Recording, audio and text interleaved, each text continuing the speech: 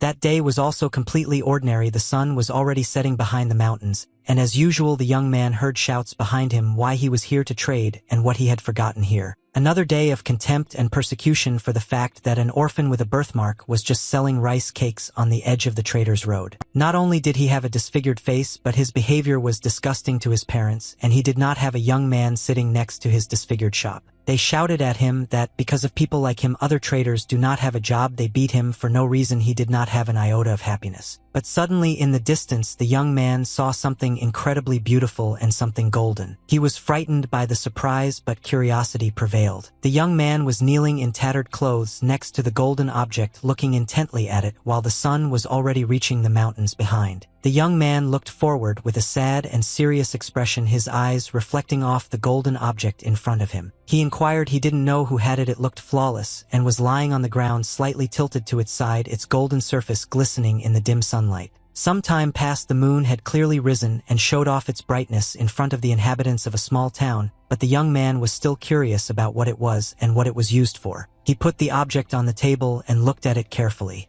At first it seemed to him that it was a teapot, but it looked rather uncomfortable. He found it on the road along which many traders travel. Most of all, one of them lost it and didn't even notice it and drove on. But suddenly he realized that there was no difference since he could sell it and earn some money for himself, so he decided to wipe it with a white handkerchief to begin with. Suddenly something started happening to him with this object. He started shaking. The guy didn't understand what was happening, so he even got a little scared because the surprise caught him, to be honest, by surprise. White smoke burst out with the speed of time. The boy was scared for no reason. It was like a scene from some mythical fairy tale. The smoke took over the entire room. Suddenly some unknown shadow that appeared in the smoke spoke in a low voice and even moved. In front of the young man he was purple in color. His eyes shone with a blue glow and seemed to be looking into the soul of his interlocutor. But the boy did not understand that it was a genie.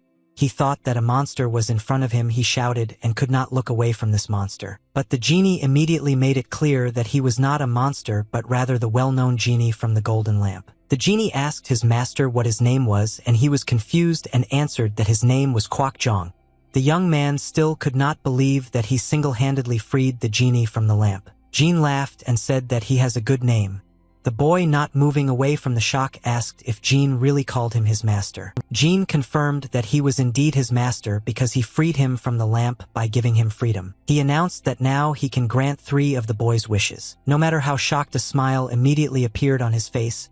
He even decided to ask his Jean if it was true or if he thought he said it. The guy once again asked about his wishes for confidence, and Jean in turn displeasedly confirmed this by turning his head to the side again. Having said this with sarcasm and displeasure, he waited for an answer from the young man, and he in turn thought that Jean was mocking him. With a tired face, the boy finally decided to ask if there were any wishes that Jean could not fulfill. Waiting for an answer, he stood in front of him and looked from under his forehead. Soon the Jin's eyes turned red like sapphires shining in the sun of a clear day. Anger overtook him faster than he himself could have expected. He was angry and waved his hands, asserting that nothing is impossible for such a majestic creation as him. But he warned the guy that the previous owners abused the lamp, so some restrictions appeared. Jean immediately began to explain, and the first thing was that it is impossible to increase the number of wishes. The second wishes are related to life.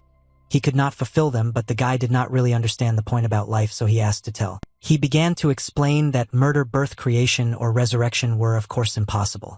Each of these processes has its own specific conditions and limitations that make them unrealistic in certain contexts. And finally, desires related to the will of a person were also forbidden, that is, the manipulation of a person's consciousness was considered unacceptable. Kwok Jong thought to himself that if he could grant any wish, he would not be a genie but a god unless he was sitting in some kind of lamp. But the boy was not going to be sad because it meant that any wish would be fulfilled as long as it was within the limits, but he still could not understand what he wanted. Propping his head with his fingers, Kwok Jong couldn't decide what he needed most at this moment, so he lowered his head and looked at the floor and thought about it. Then the young man caught the eye of a book lying on the table. It was a book about strong and skillful Murim warriors. The boy remembered how everyone beat him and humiliated him for nothing, what tortures he had to go through day after day, and he had a very interesting thought. What if Kwok Jong could have the same great fighting power as a martial artist? He decided that this was exactly what he needed, so he decided to ask his genie if he could make him a Murim master.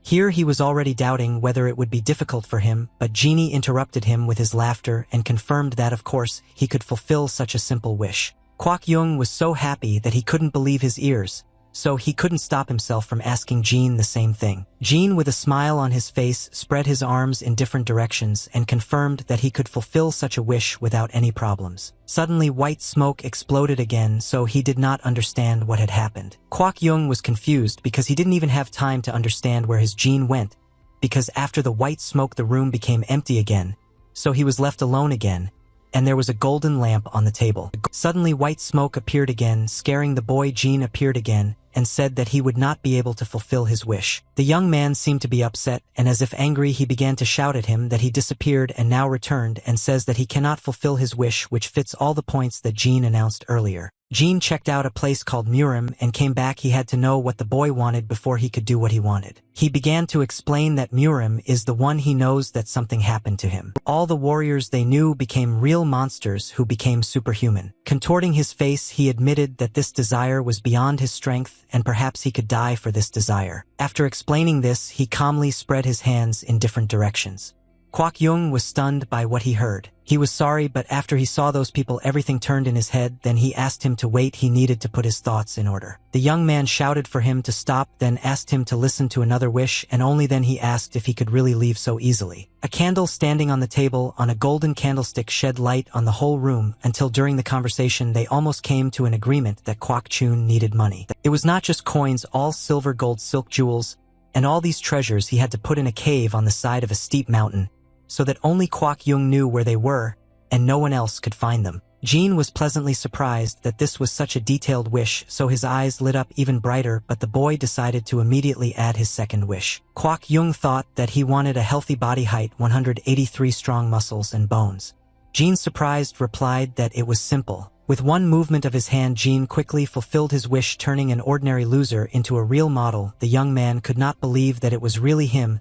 He did not have enough words to describe his admiration. Jean himself was passionate about his work, so he said with a smile that he did not need to thank, but the young man replied that he would not stop thanking. Kwok Yung thought about the last wish. He actually thought about it seriously. Jean was surprised that he so quickly decided to make all three wishes, so he offered to think more about it, but the boy let his words pass his ears. Kwok Jong decided that he wanted to go back in time to the city he wanted, but Jean doubted because no one had dreamed something similar before, so he was not sure about it. The young man asked in surprise if it was really so. Jean confirmed his words because due to the time paradox there can't be two lamps at the same time, so he can't follow him to check if he got it or not, and it's also unknown if the two previous wishes won't affect him in the past. Kwok Yung admitted that he expected it, that there might be some side effects, but he was sure that he wanted to go back in time. He argued that he wanted to live his life anew from the very beginning. He said it with great determination. Jean was very surprised by this, even confused at first because he did not know what words to choose in response. He agreed because he was a genie, so he was obliged to fulfill his master's wishes, so he decided to at least try. After these words, Kwok Yung seemed to fall into a long sleep and found himself in some cave lying on the cold floor and not understanding where he was at all. The young man slowly opened his eyes and then quickly got up because it scared him. He didn't understand a thing. When he finally came to his senses, he was very happy because he finally understood that everything worked, so his joy knew no bounds. Here he realized that something was blinding his eyes very much.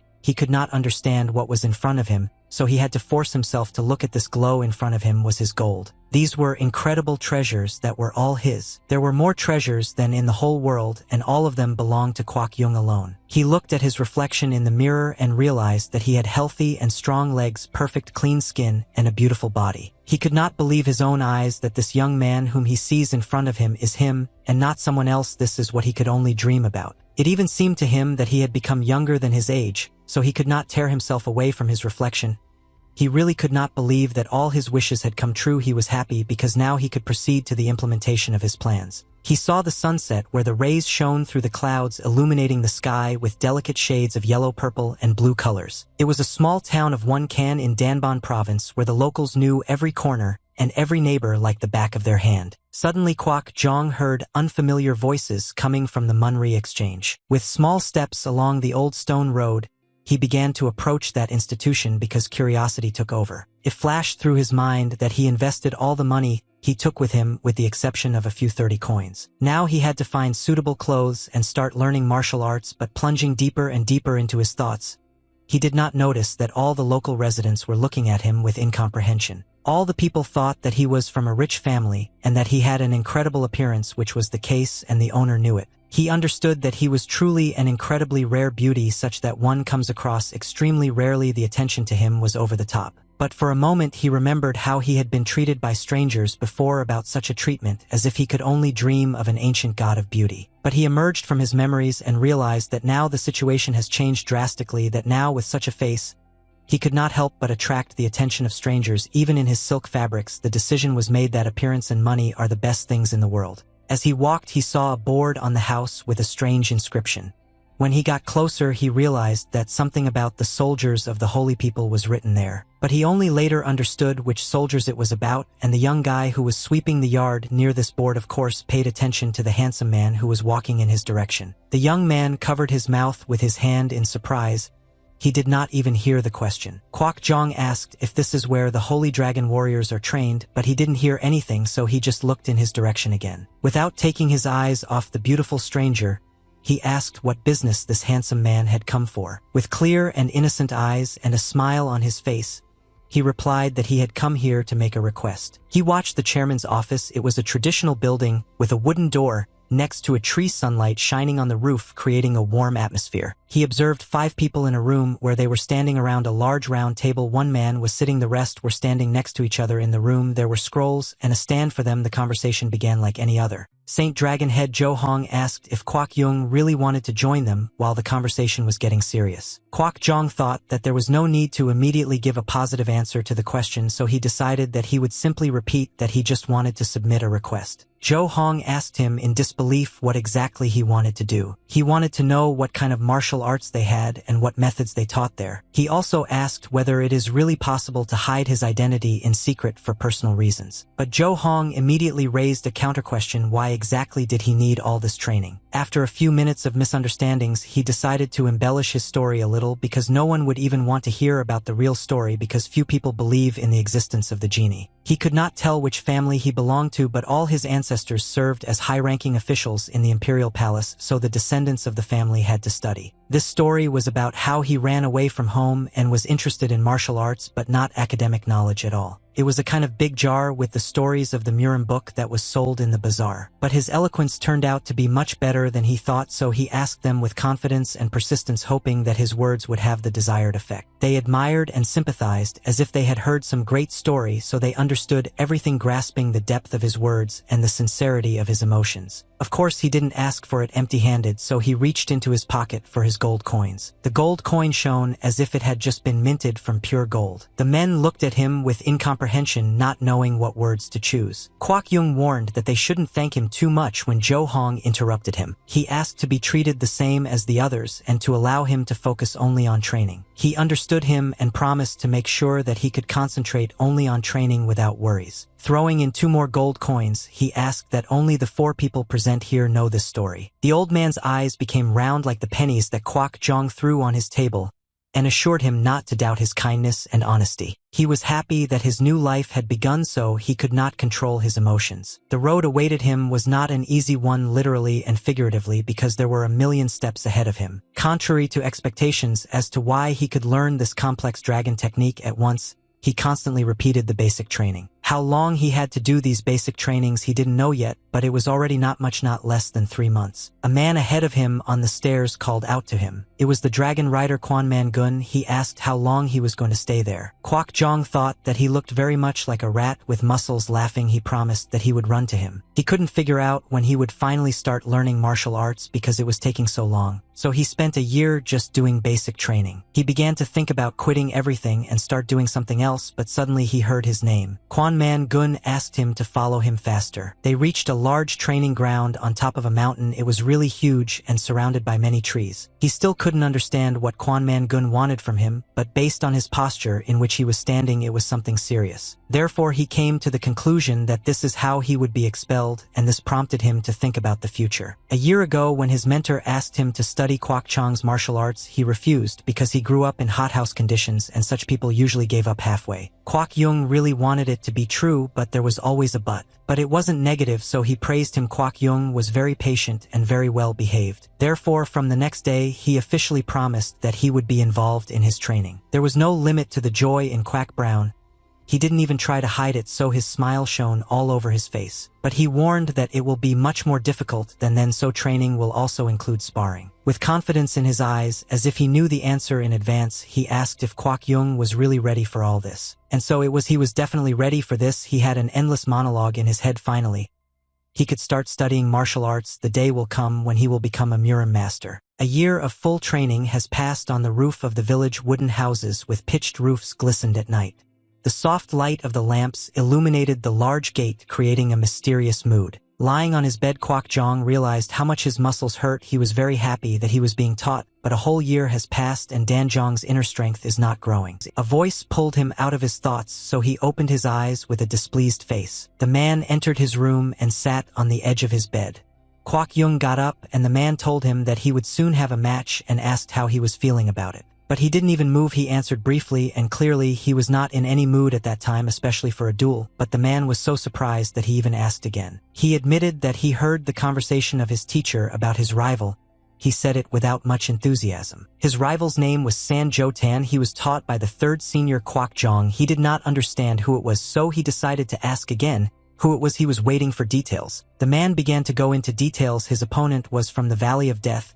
He always had a lot of strength for fights. He also added that he used to study in Pungak Academy. He had very broad shoulders and extremely large and fast feet, but Kwak Jong could not understand if there were such people in their academy. But he hurried to calm him down, because since it was just sparring, he couldn't just kill him. With sarcasm, he replied that he was very grateful that he cared so much about his safety. But Kwak Yung immediately began to doubt his strength because Danjo is not growing. But he decided that it would be enough to worry about what would happen, so the day of sparring came faster than he could have thought. Kwak Yung realized that he was not feeling very well because his stomach kept hurting. Maybe it was from excitement. But soon he heard a not very pleasant conversation behind the wall. Two men were talking. One was asking the other what was the name of the handsome man with whom he would have to fight. Another could not remember his exact name, so he pronounced the name incorrectly, and then added that he is not handsome at all but looks like a girl. Kwak Jong realized that it was San Jotang and his companion from the Lying Dragon. The conversation continued, and he sat quietly lurking alone, saying that he had not seen him and how he fights, so he did not know what skills he had. But since the head and the brothers care so much about him in a special way, didn't that mean that he really knew something? But this information did not amuse his opponent. On the contrary, he became even stricter and angry with him, even without knowing him personally. He was beside himself with anger, so he couldn't even imagine that he could lose. He could make that boy crawl on the ground with one blow. But the door creaked and opened a little, and a voice was heard asking who could make Kwak Chong crawl on the ground with just one blow. In front of them stood Kwak Yung, confident and proud. He decided to offer him to start a duel right now if he was so brave. With a small smile on his face, he got into a fighting stance. He was really ready to fight him just like that on the spot. At first, San Jotan did not understand who was standing in front of him and what was happening. But Kwak Jong knew that he would succeed because a year of extensive training should not be wasted. He thought it would be a good idea to check the results of his ordeal in training, so he yelled for him to attack him, or maybe San Jotan was scared. That's what he thought at first. But on the contrary, San Jotan was very angry, and he did not hide it. San Jotan, he must have been so fast that he didn't even understand what happened, but the first thing that came to mind was that he is very fast. But Kwak Jong saw the trajectory of the blows very well, so he could quickly dodge them, knowing that he would succeed. Kwak Jong quickly all over the opponent, so that I flew away a few meters from him. But his opponent is a joke of anger in him that the veins on his forehead were visible, so he could not stand this scum. San Jotan took the dispersal so that the anger of those who attacked him was over the edge. But Kwak Yung was able to catch his fist very quickly, preventing him from driving across his beautiful face. But the big man could not believe that such a thing was even possible. His surprise was reflected and etched on his face. But Kwak Yung knew what he was capable of, so he only focused more on his opponent and the battle as a whole. Gathering strength and spirit, he hit his opponent with a rush, so that he was a few meters away from the battle site. But Kwak Jong wasn't going to stop, so he accelerated and ran to finish off his opponent for sure. Couldn't believe that some guy who looks like a girl could beat him. But the boy wasn't going to stop, so he punched his opponent in the face several more times, knowing that he had all the power. When he was sure that he had finished, the first thought that came to his mind was that he managed to do it. Sanjotan's fist hurt like hell. That was the first thought that came to his mind before he regained consciousness. Kwok Jong got into courage. He liked what he got, and the efforts that went through his hands were not in vain, so he could not stop. But suddenly the boys heard some other voice that stopped their battle. It was a voice that asked to stop. This is the voice of the head of the dragon Johong. He came not alone, he came with his guards. They were standing at the door, they and several other people who were shocked by what they saw. But soon he realized that he must have overdone it, but it was already too late. After that incident, of course, the young man ended up in the chief's office, and he had to explain everything he had done. The conversation promised to be long. But instead of moving the young man, the head, on the contrary, praised him and said that he has real talents for martial arts. But for the boy, it was something higher than praise from the head. It was something incredible. He could not believe what he had just heard. So the chairman confirmed that with his efforts he achieves very good results, but the speed of his learning is much more than the amount of effort he put in. He confirmed again that this is a very unusual but pleasant bonus, that is, it is really a talent. Therefore, the chairman decided to offer him to become his student. These words seemed unreal at that moment. He threw another gold coin on the table and ran out of the office. I don't know what to do. Of course, he agreed that the head of the dragon himself would become his trainer. The coach also did not hide his happiness, so he sat and smiled at him, while the guard behind him was not very happy. Going down the stairs, he kept scrolling through the same words of his current coach. You couldn't believe what he said, that he really has talent. When he went outside, even without realizing it, he realized that he felt joy from the fact that he had become stronger. He never thought in his life that he would ever hear from someone that he had talent. Raising his head to the sky, he smiled and realized that it was all thanks to the genie who gave him all this. If it wasn't for the war, he wouldn't have all this. He realizes that some cloud in the sky looked like Gene, so he thanked him again because he couldn't believe that this was really happening to him. Sometimes he was treated to sparring, which brought him great pleasure because he almost always won. The word victory was the second word of his name.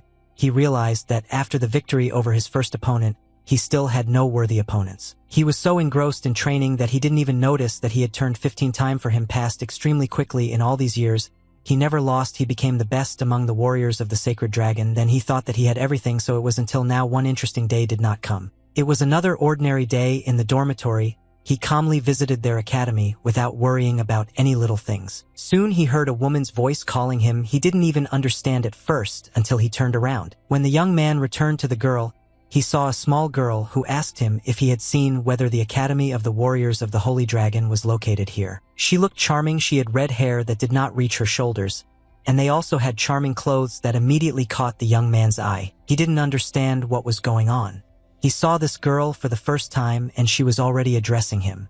Then he decided to answer that this is not the city where inexperienced children can come. But he did not pay attention to the fact that she wanted to answer something. He wanted to drive her out of here as soon as possible, but the girl was not going to leave so easily. She said that she was not an ignorant child. The girl became very angry and generally began to say how dare he talk to her, as if he was not an educated child. With a smile, he began to make fun of her and confirm that it was she who was saying such unpleasant things. The girl poured more rain on him and then threatened to cut off his tongue. He also noticed that her chi was a little different from the others, but he assured himself that he had nothing to fear because he was the best in the academy. It was nothing compared to him. He began to say that she was the first to start addressing him disparagingly, but she denied because she has a higher status. He could not believe her words. Then he denied that he also has not a small status. Probably all this is a lie, but there was always one but. But how did he even dare to flaunt his status in front of the Bekri family? She decided that he was very arrogant. The young man could not believe that he was speaking to the very member of this family, so he had a bruise on his forehead. There are many influential Kanhasibi families in Murimi. These families held conservative views. They had more respectable people from the San and Jongnam, but the Jong family has Ibis are what they are. And Bekri was one of them, but what she was doing here was completely unclear to the young man. He started muttering something under his breath and smiling nervously, but she couldn't understand what he was saying. She asked him to stop talking nonsense because she was giving him another chance. She asked him to kneel down and apologize to her. He couldn't believe what he heard then. If this girl is looking at him from a height, you can't look at her like that, but he also can't give, and that's why he didn't really want to kneel in front of her. Anger got right under your throat. She started burning as if on fire. She said that she could tear the veins on your legs so that you would no longer be able to walk on them. He asked with a little sarcasm if all the people from her family tear the veins on their legs, but she admitted that this is her personal matter and it has nothing to do with her family. But she confidently continued to insist that if he had not knelt then,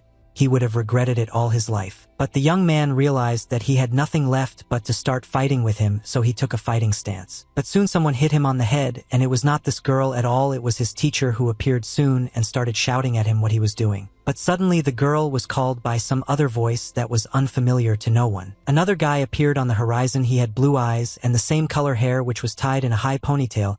He was dressed in very expensive fabrics. He asked what happened and how this girl was feeling. They must have been some kind of relatives. She immediately answered him that nothing special is happening here, it's just an idiot who is not afraid of anything. She was going to give him a lesson. The man with blue hair didn't understand what was happening, so he didn't even try to ask again. But Kwok Yung started shouting that she was not speaking correctly and demanded that she tell the truth. But the coach, approaching from behind, bowed the young man's head and said that they all together bow their heads before her and her family and ask for forgiveness. But Kwok Yung didn't like that. He bowed his head with a little pleasure under the pressure of the teacher. But well, the man asked them to get up because the children were just brawling, but the head was very grateful to their family and said that he would not forget it until the end of his days. The men passed them by, and the young man remained standing on his knees in front of this girl. Passing by, the girl called him a scumbag and passed by with a smile. Kwok Jong thought that there must be a very important message for the members of such a serious family to come here. Surely there will be a martial arts match. It is like a demonstration of one's greatness and a test of other schools and clans. Kwok Jong promised that if this happens, he will definitely take revenge for that humiliation twice as hard. Some time passed when there was an open duel between the School of Sacred Dragon Warriors and the Bekri family. In the fight, as everyone thought the Bekri family won, it was a tall man of 28 years old. When the winner was announced, the audience gave a happy ovation. Bekri family has already won, but the academy has never been the deserved glory of the Bekri family. Even if it was a famous family, they were still of the same age. No one could have expected that the difference would be so great. But if Kwok Yung wins, the atmosphere itself can change drastically, and he knew it very well, so he hoped for the best, and this could happen if he could break Kyung-ah Bakery. The girl stood up, attracting the attention of not only her family, but also the audience in the hall, especially the attention of this young man. She asked Jo Hong for a sparring partner because she also wants to fight someone. The man a little nervously replied that of course he could find her a partner for the match. The girl immediately replied that she wanted Kwok Chun as her partner because she wanted to take revenge on him for that act. But Kwok Yung could not understand what she was talking about. With the teacher, nothing was heard. The teacher called Kwok Jong off the stage to come up to them, but even the teacher was pleasantly stunned by these events. With a serious expression on his face, he announced to him that the next match was his. He introduced Jyong-ah Bakery and told Kwok Yung to consider it an honor to duel with such a high-ranking person. Kwok Chong realized that this was his only chance. If he had won that match, then the situation could have changed completely. It was time to check what this brave young man was capable of. Chong went out to the man who called him. He began to mentally prepare himself that he can and should win in general. The man handed him a garment that could block the sharpness of the sword, but at the same time it could not protect against cuts on the skin and bones. The man asked him to be very careful, and if he is not ready to continue, then he should refuse to give up immediately. He questioned him again to make sure that he understood the seriousness of his choice. But the young man was so confident in himself that he was sure that everything would be fine, and there was no need to worry so much about him. When they went to the battlefield, Kwok John noticed that the girl was not holding an ordinary sword in her hands. He was just a wooden young man. He did not understand what was going on. Was she going to fight him with a wooden sword? Did she really want to fight him with a martial artist with fake weapons? But the girl was not jokingly confident in herself, so the young man had to say thank you to her family. If not for them, she could have sent him to the other world, to his ancestors. She was sorry, but of course it was ordinary sarcasm, but she warned that the pain of a real sword is short, but the wooden one is stronger and lasted longer. Holding a non-real weapon in her right hand, she added that she was sorry to waste a wooden sword on him. With these words, she made the young man very angry. Because of his anger, he didn't even quite hear what she said, but they were interrupted by a man who asked them to stand as needed for the fight. The man had time to announce the match when a girl with a sword in her hands rushed towards him, and Kwok Jong did not even have time to understand that the match had begun. Not more than a second passed when Kwok Sun was already lying on the floor, and the girl with a smile was standing over him. The man who was watching the fight was shocked by this and speechless. Chong was beside himself with anger. He didn't even have time to react at the beginning of the match, as he was already on the floor of their court. The girl, not hiding her pride, stood over him and said that it was only the beginning. Zhang didn't even have time to fully rise to his feet before she hit him again with her weapon, and he was once again completely on the floor. The young man simply could not believe that such a thing was even possible because no one could defeat him, and here even the girl was able to make him polish the floor with her face. The girl spun in the air and hit Chong again. She was so fast that it was difficult to notice her in motion. He could not believe that his suffering had taken so many years. The difference was so great, so palpable. After these thoughts, they just started beating him like a sandbag. For training, it happened so fast that he could only feel the places where she could aim her sword. Kwok Yung, formerly known as Invincible Yung, couldn't do anything to her. She was simply invincible. The boy thought that he had grown significantly in terms of martial arts, but in the end he was just an ordinary frog at the bottom of a well. Putting the boy on his knees in front of her and putting the sword on his shoulder, she told him to beg her for mercy. Only then she could spare him. Everyone present was in shock, and especially the students of the entire academy were speechless, so everyone stood in silence, not knowing what to add or what to say. A man with black hair and a bandage on his head.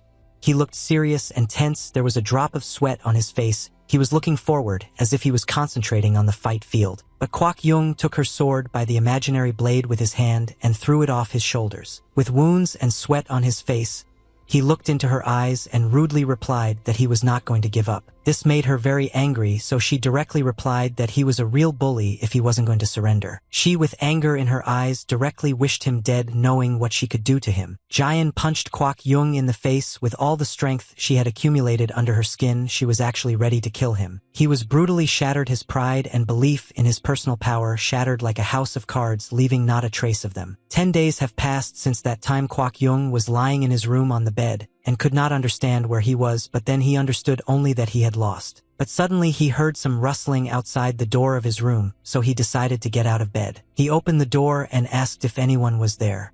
He couldn't see well because his face was beaten so badly. He saw in the corridor in front of his door to the room of that boy, who was then with Sanjotan and his first opponent. The boy wanted to tell him something. He had something to say. He was in a bad mood. That day, Sanjotan's friend brought him a letter from that man. It was written all about the fight 3 years ago, about the dirty things that his teacher was scrolling through. Kwok Yung came to his teacher and decided to ask a few questions. The first thing he asked was if it was true that he paid Sanjotan to play along with him in the battle. Jo Hong was actually scared by this question. It came to him rather unexpectedly too. Suddenly, while drinking his tea, he didn't know what to do and what to answer. The guy admitted that he knew everything. It was quite unpleasant for him to understand. He directly told the teacher that he knew it, and after thinking about it, he would like to find out because of all the battles he had fought in the last 3 years. With understanding in his eyes and with despair in his heart, he realized how stupid he was during all this time. There were many strange cases when he had to win suddenly. He then asked his teacher if he really needed his money that badly, but the teacher immediately nervously began to deny it. He began to say that the boy actually has talent, but it was clear from his eyes that he was nervous. The young man looked disappointedly at his teacher. The teacher continued to say that those words were very difficult to express, but he was actually the best student he had taught in the last decades. The young man realized that the teacher was trying to hold him somehow.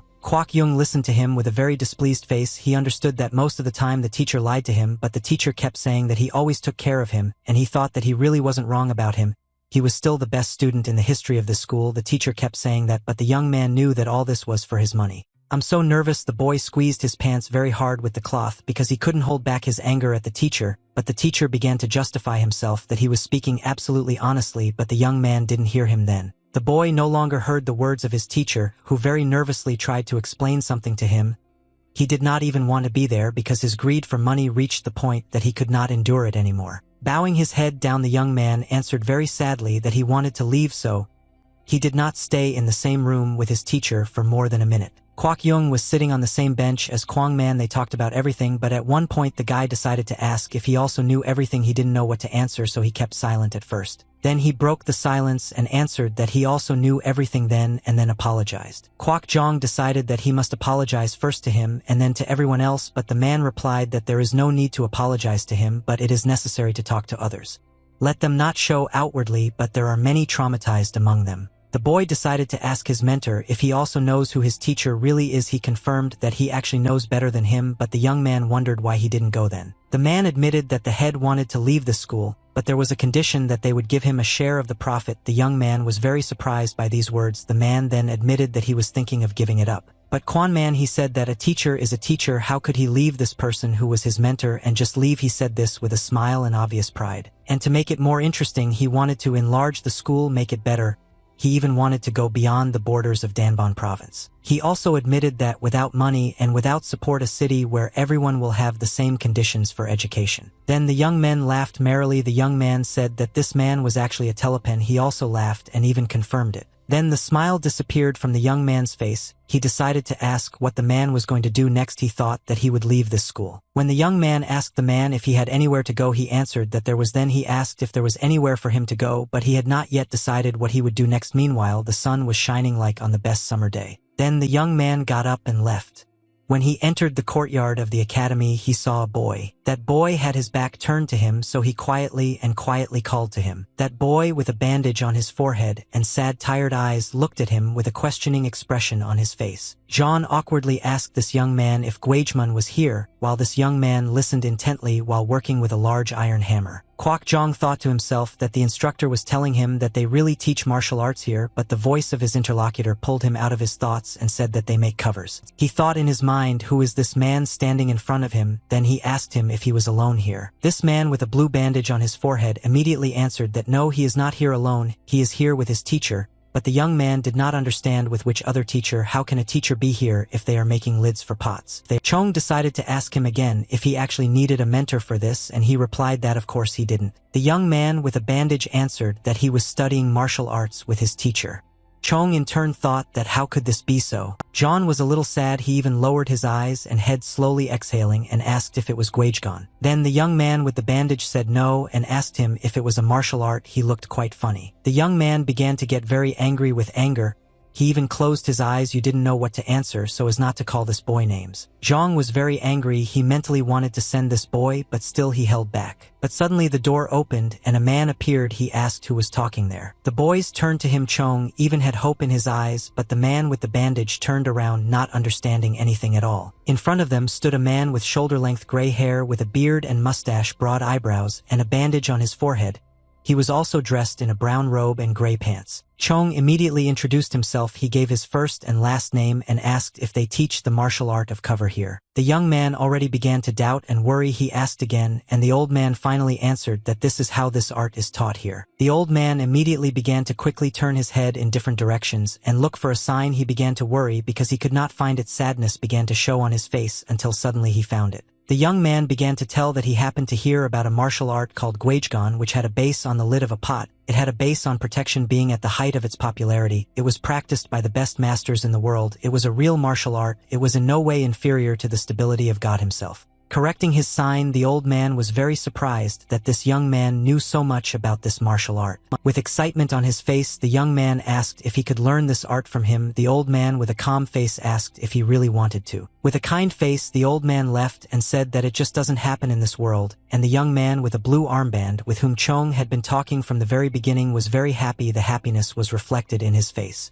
This young man with a bandage on his forehead very joyfully asked his teacher if he really had a sister in training. The old man said that nothing has been decided yet, that is, there is no final answer yet, but Kwok Chun was bothered by the fact that he was once again confused with a girl. But the old man looked very carefully at this young man. He said that he looked very weak and asked if he really had enough strength.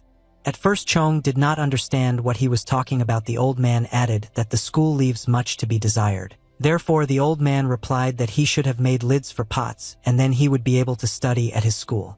The young man in turn thought that poverty was very visible. Chong immediately understood that that young man was also being used here. Laughing to himself, he realized that it wouldn't work like that. He held out a gold coin and thought that he would try to trust his mentor. The old man was so frightened that he jumped in surprise. He could not believe his own eyes that he saw a gold coin in front of him. The old man very quickly shook hands with this young man, and he in turn thought that this one was also no different from the previous teacher. The man's mood was very high, and he said that he was already his student, and the boy with a blue bandage on his forehead was so happy that he even jumped on the spot with his hands up and shouted non-stop that he had a sister. John confirmed that before that he wanted to see Gwaejgon. This guy with a blue armband replied that of course he would show him everything. He wanted to do this in order to make sure that he would not be deceived again. He was determined. He needed to see what kind of martial art it was in general, but he saw a rather interesting picture in front of him. This young man with a blue armband could hardly lift this lid. Instead, Kwak Yung thought that it took half a day just to lift this lid. Kwak Jong doubted that it could work. He was pulled out of his thoughts by the boy, who finally lifted the lid and shouted to the teacher that he was ready. This boy raised the lid to his face and closed it. He prepared himself and concentrated. You guy started running at a crazy speed, covering himself with a cover. He ran and shouted that he was starting. Suddenly stones flew into the air and dust filled the entire air.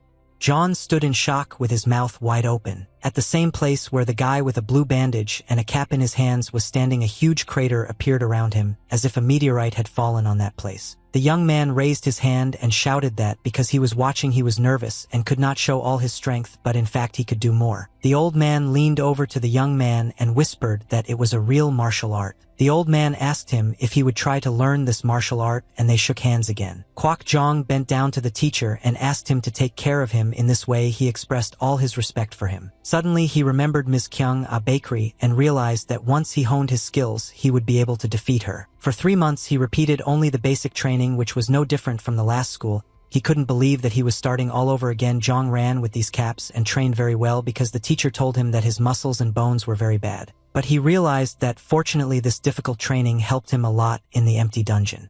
Chi began to accumulate quite quickly. Then he fully began to train, and he also knew that his past mentor trained in this school and he had a good talent. A whole year passed so quickly. On one clear, warm, sunny day, a young man with a bandage said that he was going home. In response, his teacher delayed him a little. His teacher held out a bag in his hand and said that this was his salary for that month. The teacher asked him not to spend all the money and bring it home to his mother. The young man was pleasantly surprised and smiled. Suddenly someone called the teacher. He quickly turned his head to the voice calling him. It was Kwak Yung. He asked with surprise on his face where Abo was going. The old man replied that on the days when they don't have training he always goes home instead. In response, the young man was very surprised by this. He even asked the teacher if he really goes home because he thought he lives here. The teacher explained to him that if he went from here to the road, there was a place for the poor. There was his house. He asked if he had ever been there. Then Jung remembered that he still called him sister, and he thought that he still wanted to be friends with him, but Kwak Jung didn't even want to talk to him. The teacher explained to him that Bo doesn't do it on purpose, to which Jong exhaled and doubted it very much. The young man asked that if he had a house, he probably had a family, and the old man answered that of course it was. The old man began to tell about his family.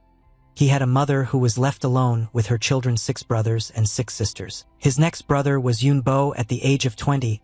He was already the head of merchants. He really liked to calculate everything. And his other brothers and sisters are very smart. They learned to write, but it cost a lot of money, so his mother also worked a lot. The young man understood that they tried very hard, and the old teacher confirmed it because it was actually so he couldn't just stand still. With incomprehension in his eyes, the boy looked at his teacher more carefully and asked what it meant. The teacher scolded again, one cover to a bunch of others, and told him to put it on there and start running. Today he needs to run 20 laps with them. The young man looked at his teacher with displeasure on his face and asked if he really needed to run since he already had chi, but instead the teacher told him to run 40 laps. The young man put on all these caps and ran, saying that he would return soon, but the old teacher just laughed. After that, he continued his training at the Gwaejgown school. A lot of time has passed in training. He has already grown up and looked more serious. An ordinary sunny day when Chong was sitting and meditating on the mountain, he closed his eyes and did not see that the teacher was walking behind him. Something was happening to him, but he could not understand what. When he touched his stomach, he realized that his chi had increased. He felt it in his soul. The teacher replied with a smile that since he trains a lot, it is natural. That the young man did not really want to admit it, but still said that it is actually a great martial art. Suddenly he realized that the teacher had hit him well, and he bent down a little. Kwak Yung asked why he hit him. Instead, the teacher started shouting and asking why he didn't want to call it a martial art when the young man was a student of the 28th generation. Then the young man realized what he said and admitted that he bent his stick a little. The teacher began to tell that there were times when there were much more students in this school than now. In turn, the young man asked why so few people study. The teacher began to tell that this is such an incredible art that the strongest master in the world once personally asked him to learn this art. It was the 17th generation. After he learned this art, he began to flaunt his powers in front of everyone. He began to show it to the whole world. The young man was very pleasantly surprised and asked why it wasn't like it was back then, to which the old man didn't know what to answer. The old man replied that it was uncomfortable, so the young man immediately thought that it was really not a very comfortable conversation. The old man looked somewhere in the distance and said that he now has 2 of his students. Wasn't that enough to stay on the surface, and said that enough talk, is time to get down to business. The teacher immediately put the lid on him and told him to start running. Chong thought that he didn't have a single day of rest. One fine warm day, Kwak Yung was sweeping the yard of his school and heard someone calling an elder. He saw Jan. He asked Ajasi where the elder was. The boy replied that he didn't know where his teacher was, but the young man who ran up said that something had happened.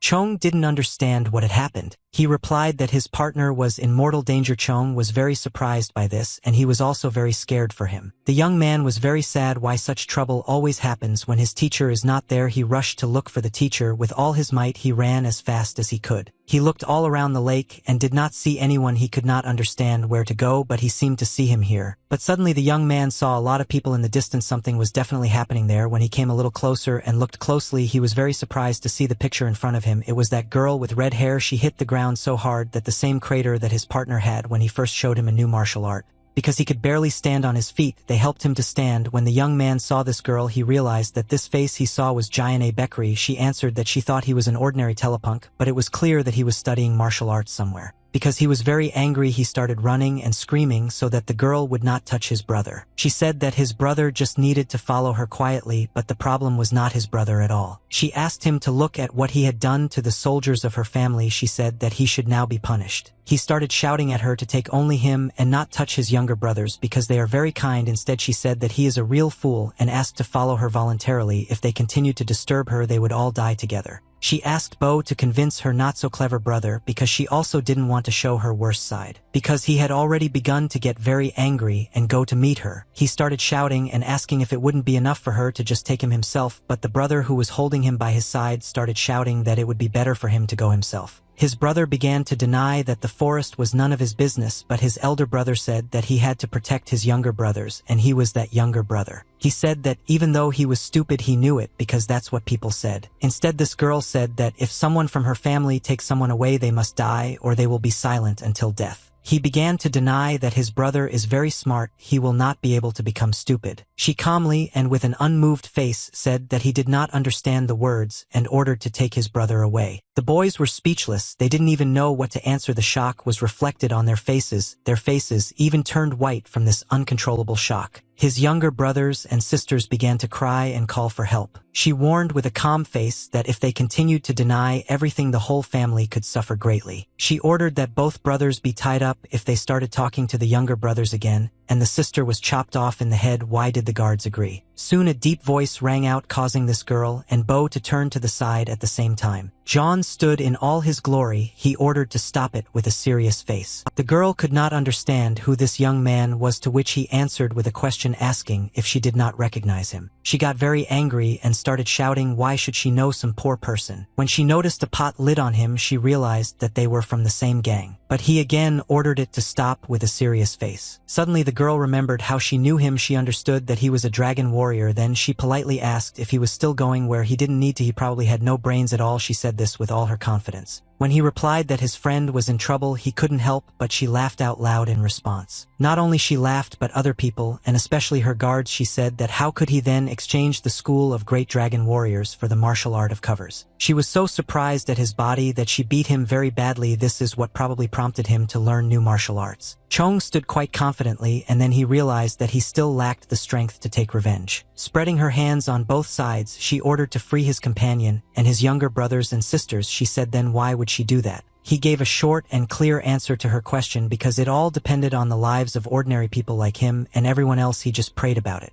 When the anger reached higher than anywhere, she rudely asked who he thought she was.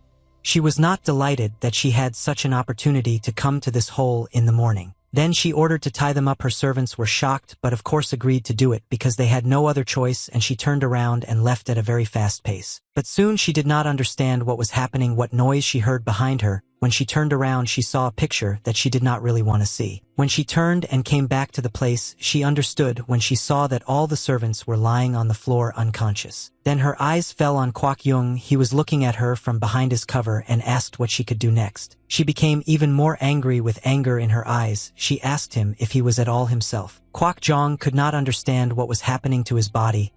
He himself, not understanding it, moved forward, so he realized that Mr. had disappeared. He decided to remind her that 3 years ago she said something unpleasant to him, but the girl could not understand what you were talking about and what words. He decided to remember those words. Then she told him that one day she would tear the veins in his legs and make him disabled. Then she remembered and confirmed that it was so, because then the teacher intervened and saved the young man, so she only beat him with a wooden sword. Then she asked if he wants to try again now. When the young man clearly and confidently answered what he wanted, Jayan Abekri was shocked by what she heard. Then he lowered the lid from his face and set the conditions that if he won that fight she would just leave. The girl started laughing and shouting that the young man had no brains at all. Jayan, in a yellow outfit with red details, she held a decorated weapon in her hands.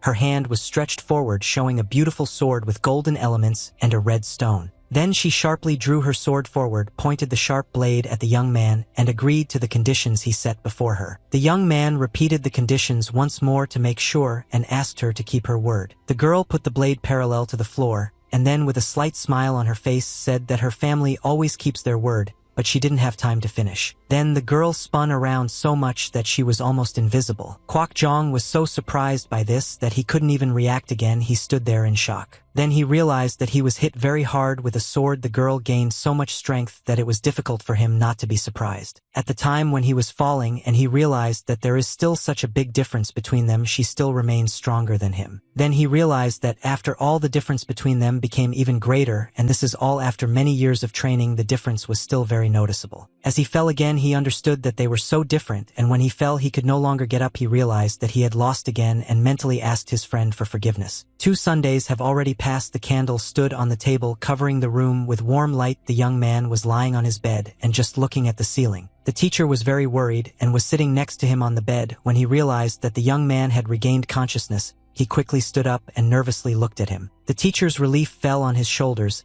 He covered his face with one hand and thanked the young man that he finally came to his senses. He was really worried about him. Then the teacher sat by his bed and began to explain what happened after the young man fainted. First they called a doctor and tried to heal the cut muscles of that girl. And his friend's family went together with that girl's family, but they were taken by the person who brought them in.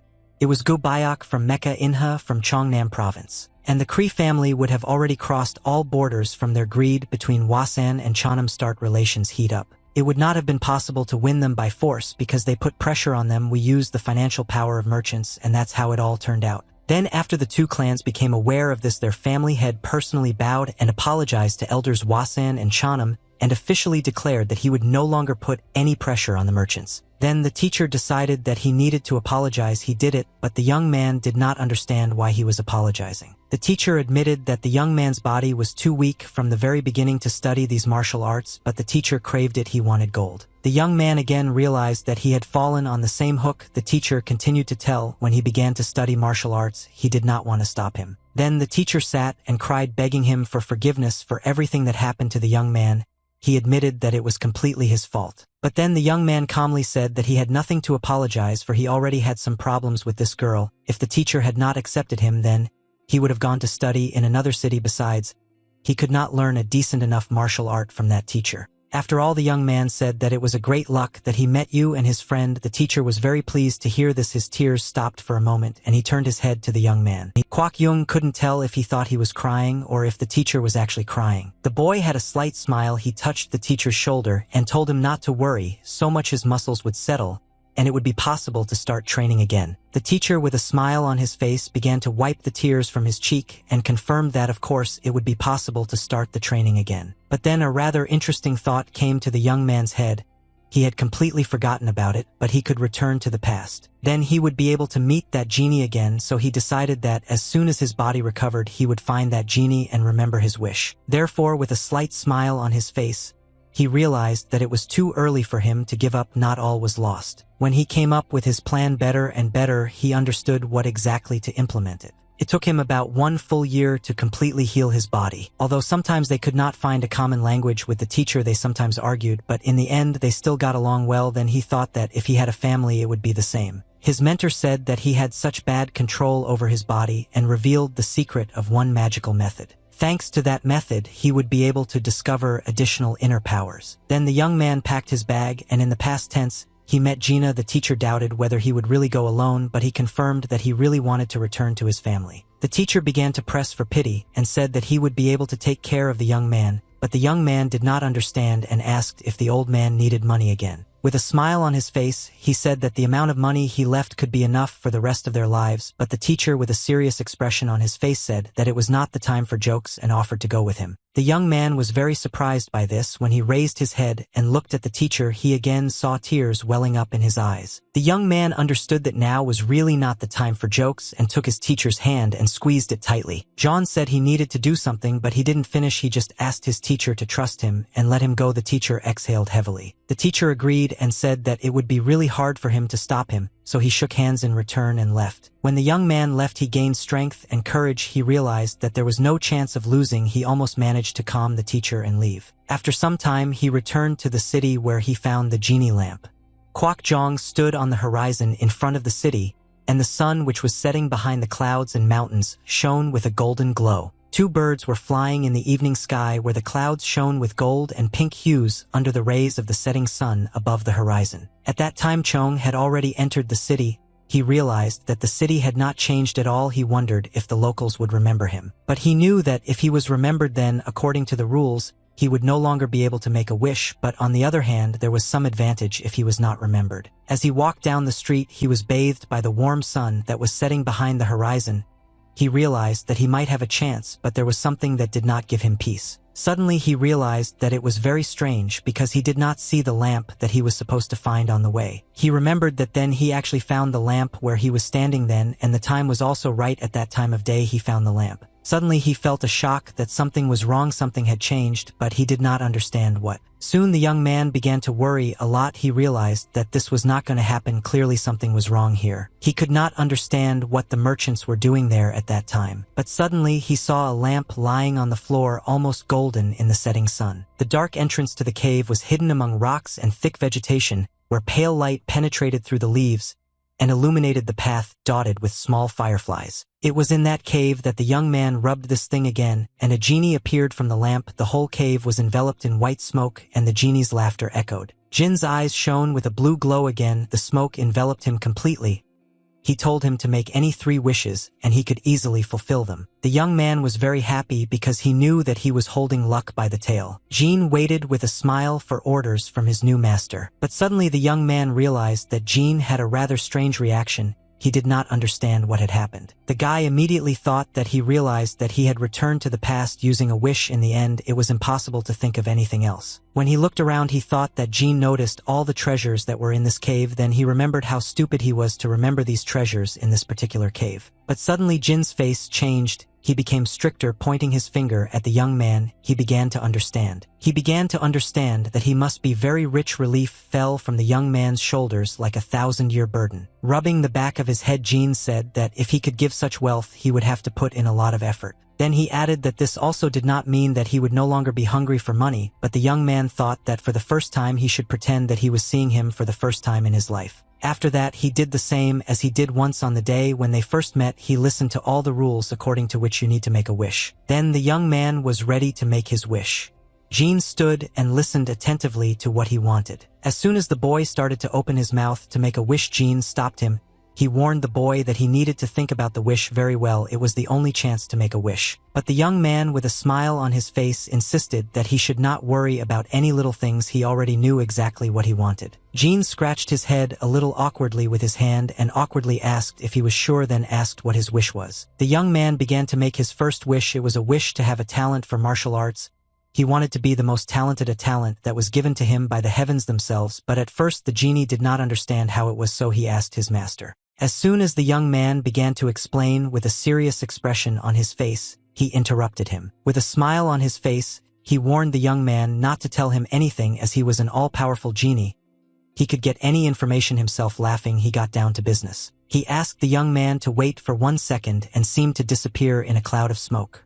The young man was already hoping that his wish had worked. But when the genie returned, he was upset. He lowered his head and said with a sad face that he couldn't do it. He apologized to his master and asked if maybe he had another desire, so he asked to fill his body with yin or yang or open the flow of energy through the blood. Suddenly the genie hastened to deny that this wish could not be fulfilled, but the young man became very angry. He began to tell that he looked at those people, they were real monsters, they did very bad things. He is an omnipotent genie. He must fulfill his wishes, but he is too weak to carry such things into real life. Then the young man began to think about what else he wanted to be wished for, but the genie interrupted his train of thoughts. He could give a replacement body for martial arts and God's blessing that would give energy. He could do exactly that's why the young man didn't argue and deny. He decided that it was also not bad and thanked Jin. But so that the young man did not regret, the genie could fulfill any other wish of his. Instead, the boy did not think for a joke. He began to think about what he really needed now. Maybe he needed the secret of all martial arts, or maybe medicine for everything in the world. He didn't know then. Then he had a great idea. He wished that he had the ability to run away very quickly in any situation. Jean did not understand what the young man said,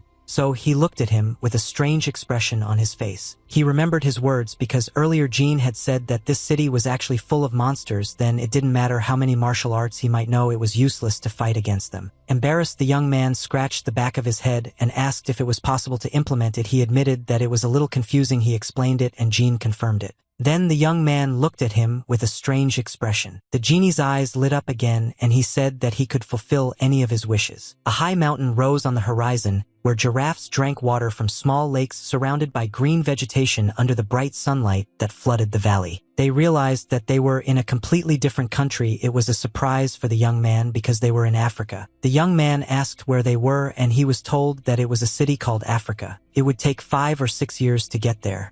Jean asked the young man to look where he was showing him. He saw an elephant and asked if it was really what he was seeing. Then he saw a lion, which he had seen only in books before. He could not believe his own eyes. While the young man stood in complete shock, the genie told that there was nothing to be surprised about. It was simply the power of teleportation. Yun Kushal just asked if he thought that he said the power of teleportation. He understood that now he could run away from any danger. No one could kill him if it was not God. With this power, he was able to stay in the Shaolin Temple in Wasan, and he could also enter the North Sea Ice Castle, the Heavenly Demon Church, and the Podalap Palace as his home. Jean could not understand what happened. The young man asked him what happened to him. He understood that something was wrong with the expression of the genie's face. He asked if there was any problem when he scratched the back of his head awkwardly during the conversation. John didn't know how to start the conversation. Then he decided to directly say that this power was a one-time anger sneaked up on Chong imperceptibly. It was a warm summer evening when the full moon shone over dense tropical forests and high rocks. Jean and Jung were still standing in the same city, both stunned, especially the young man. He even decided to ask again if it was actually a one-time thing. The boy began to deny and said that he was able to send them back and forth. The genie confirmed this because he was very strong. Then the young man began to think of another plan. He asked him if there was some other plan. The genie was really thinking seriously, or maybe just pretending. He remembered that he had a spare option. It was a carpet that flies across the sky at high speed. At first the boy did not believe that this carpet could fly, but the genie confirmed that this way he could be high in the sky and no one would be able to receive him. But the young man wondered what would have happened if his enemy's knife had been closer to his throat even before he had time to take off on this carpet. Jean began to assume that he could simply die, and then the young man asked if he remembered why he asked him for a quick way to quickly run away, then immediately began to apologize to him. Then the genie remembered that he had a wonderful method that would help him in this, and the young man cautiously began to listen to him very carefully. At first he asked if this method was exactly repeated. Jean confirmed that not everything was fine. Then the young man asked if he could escape from Master's knife. Jean also confirmed this. The young man admitted that it was even difficult for him to believe in this because it sounded really fantastic.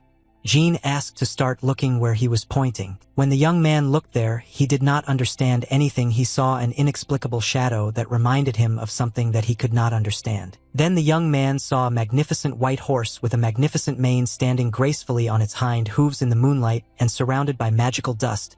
But then Jean hurried to correct him because it was a mythical unicorn from legends. Everyone was very skeptical about the existence of unicorns, but he had an extraordinary intelligence. In addition, he could move at an extraordinary speed so that no animal or person in the world could catch him, and he could heal and poison. Jean wanted to continue talking about unicorns, but the boy interrupted him and asked him to wait. He did not understand what the matter was. Embarrassed, he said that he was a little wary of such deep knowledge at the expense of unicorns. He assumed that there was some kind of limitation. Jean, with a look of shock on his face, did not understand how he had guessed this restriction, but it was clear as day. When the boy began to ask about any restrictions on the account of unicorns, the genie was a little embarrassed. The main point in this plan was that the owner himself personally caught this unicorn. The genie could not help himself in this. The guy didn't even know how to react to this, but the genie offered to drop him to the place of residence of these creatures in exchange. A white unicorn with a long mane stood by the water at night, reflecting the moonlight. Shadows danced on the surface, and no people were visible. Suddenly the unicorn heard a rustle and lifted its head up. The young man understood what he thought the second own wish and teleported exactly there. He stood and carefully examined this unicorn. He did not know what to do with him next. The genie warned him that if the unicorn came close, there would be no need to do anything strong. It would be very dangerous, but the young man did not understand why, because when he saw a wild horse, he would decide to tame it just like that. But since the unicorn was extremely strong, it could get very angry, and in anger it is very scary, so it was impossible to subdue it by force. Then, confused, the young man asked what he could do, but instead began to mock him and told him to put his finger in the unicorn's porridge and taste it so that he could lose his observation. Chong very got angry. He could not understand that scumbag says that. At first the boy thought that it was a complete delusion, but as Jean said, the unicorn is very careful, so nothing would have happened. But the genie told him to remember the difference between the unicorn litter and the usual one. When he actually saw it, he was shocked. It even glowed with a rainbow. Then the young man remembered what the genie told him, that they could become friends if he tasted the droppings of this unicorn. The young man's face became as white as canvas. When he touched it, he realized that he didn't want to do it at all. But in order to get it, he was ready for anything, so he noticed this. When he started to raise his finger to his mouth, he mentally convinced himself that he could do it. He could not even do that. When he tasted it, the unicorn was shocked, even sickened, and sickened even by the rainbow. The young man did not understand what was happening. He stayed in one position and could not even move. Then he saw a very divorced unicorn already running towards him. Then the young man began to understand that something was wrong. Something did not go according to plan at all. Suddenly he felt a very dull blow and realized that he was flying backwards onto the floor. After one short moment, the young man realized that he was no longer on land. He was already diving underwater. He finally realized this when he emerged from the water, because he was short of air and his lungs began to burn. When the young man came to his senses, he realized that something was wrong.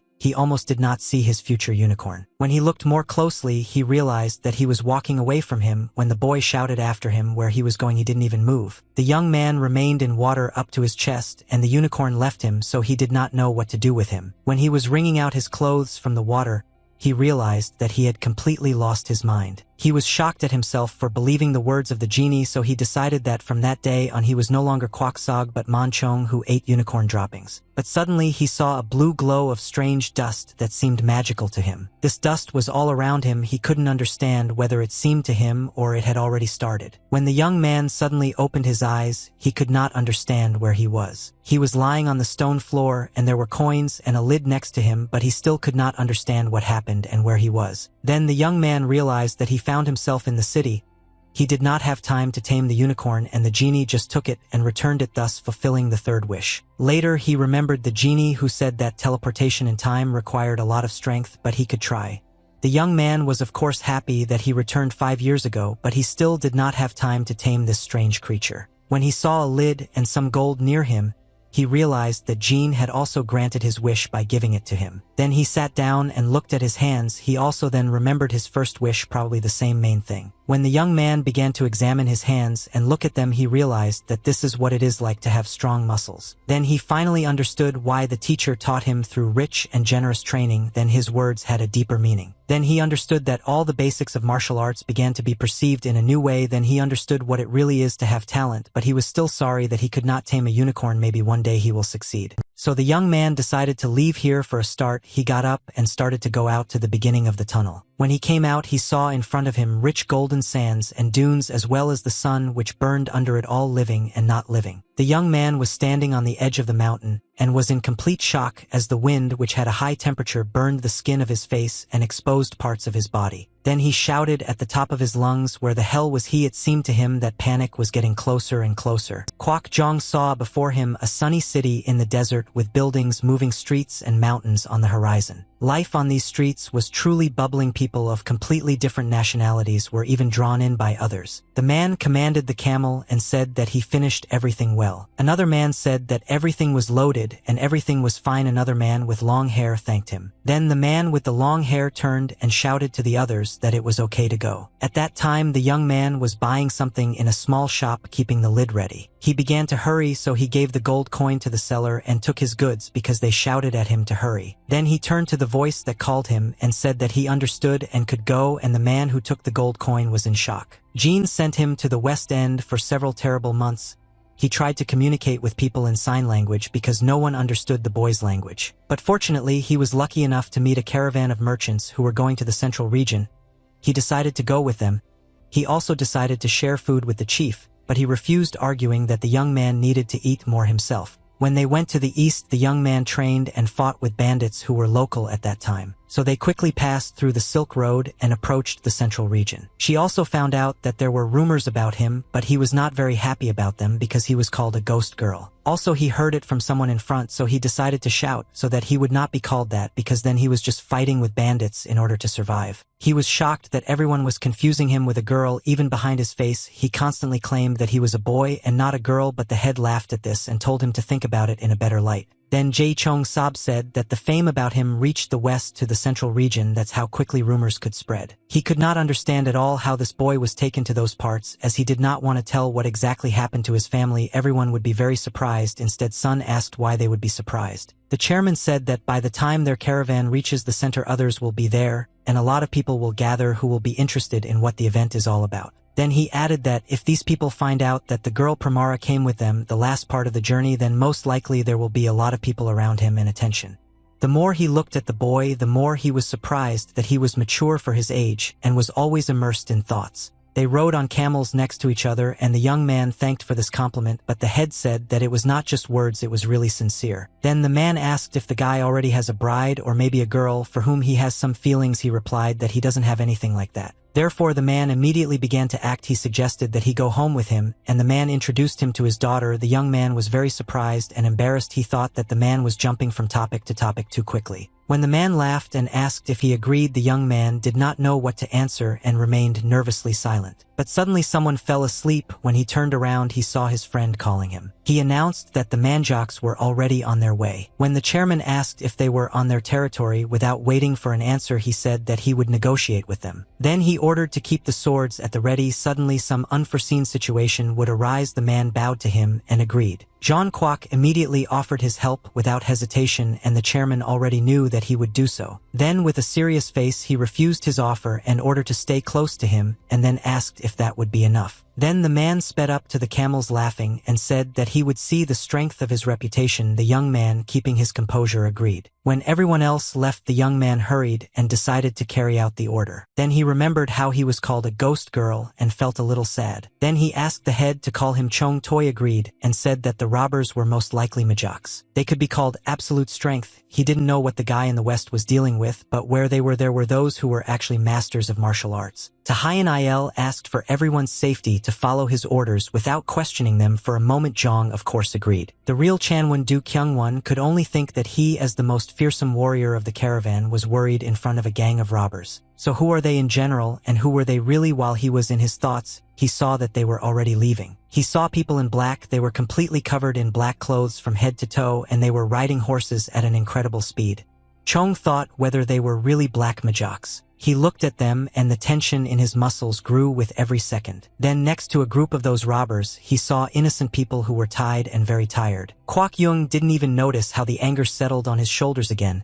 So he shouted at the top of his lungs for them to stop immediately. Kyung's voice behind him, Il Toy, asked where Jong had gone. He turned to him and began to shout that there were only 20 of those bandits. He could not believe that not a large group of freaks could somehow harm them. The guy continued that their strength was enough to crush them in the literal sense, but suddenly the man interrupted him, asking if it was not because he saw those people nearby. Then Bo Kyung-il didn't let Chan go. The young man didn't understand why he answered like that, because in his opinion those people needed to be saved. The man explained that he could not risk his people in order to sleep them. When the young man hurried to deny that there were not so many of them, the man continued that there were only about 500 black manjaks, and that was only a small part of them. Chong was very surprised by this particular number of these robbers, and he broke into a cold sweat. In addition, their leader, the Blood of the Desert, was recognized as the strongest a long time ago. His level had already reached the extreme limit. He came to that desert when he was pursued by the Association of Master Murim, as well as many of his subjects, incredible warriors. The man decided to make sure that Chong understood that it was such a serious matter, but the young man decided to remain silent. But in his heart and in his thoughts he kept thinking about how you can help poor people. Then Jae Chong Sob-san, to address the head of the Chonnun Merchant Guild, he began to say that he had heard rumors about the reputation of the black heroes of the desert, then continued that it was a great honor for him to meet him. The head laughed sharply and said that he knows how to speak well. He continued that he was in a good mood for the day. Yulo is not one but two cases. He didn't stop and continued to praise his wonderful day and mood, and meanwhile Kwak Yung standing among his people and listening to it. Then Jae Chong Sob, there was a not very small bag with something, and of course it was pure gold coins. The head took that bag and decided to look inside with a smile. Suddenly he screamed as loud as he could, as if he was mocking him. Then he saw Kwak Chong, who was already standing in front of him, holding his cap at the ready. It seemed that the head recognized him, calling him a ghost girl. The chairman decided to ask if he was actually this ghost girl. All the people who were with him dressed in black were surprised that it was him. They looked at the young man without taking their eyes off him. Then all the people, that is the merchants who went with them, began to care about the young man, including the girl who was with him paid attention to him. She looked at the young man without taking her eyes off her and began to pretend to be him. Then the head coughed to attract the attention of not only his subjects but also the attention of merchants. Suddenly he shouted that they were leaving. He announced it to everyone in a very loud and rude voice. All his subjects in black robes obeyed him and followed him. Suddenly the head of the guild, Jae Chong Sob, exhaled heavily and wiped the sweat from his forehead with his white sleeve. Later he praised all his comrades, but the young man stood and remained silent, not knowing what to add to him. Yes, Chong Sob said that thanks to Chong they avoided a lot of problems. They were actually very lucky in that regard. Suddenly a voice called out to the head of the traders and told him that they wanted to tell him something. Against the background of high rocks stood two tents with a raised flag that the majors were blowing in the wind. Several stones were lying nearby, and the darkness of the night reigned around. The soldiers slept around campfires. Some sat on benches, others lay on the ground in the open air near the tents. Suddenly this was seen by Kwak Jong, who was looking out from the cliff. He watched them very carefully without lowering his gaze. He realized that he had finally found their camp, but he did not know what to do next. He had no further plan. Suddenly he heard a voice behind him and realized that he was seen. He froze like that stone next to him. The boy decided to go back to see who this brave man was who was able to see him and tell others about it. He saw a man with a patch over one eye and black hair that was tied in a tail. Behind him stood his army in black robes. He said that you can't call celebrities rats, because he recognized him and called him a ghost girl again. He said that everything turned out as they planned, as their leader said that they were sure that the young man would follow them. The guy covered half of his face with a lid, trying to protect himself as much as possible. He prepared for this. He thought that how did they even understand that he could follow them? This man began to laugh and say that it was already too late and maybe he will leave in a good way until he can let him go. When he was talking, he did not understand that the cover had already been blown on him. Zhang threw his lid so that a crater-like crater appeared again on the ground, and the dust rose, completely filling the entire free space. But the man didn't even move, with a smile on his face.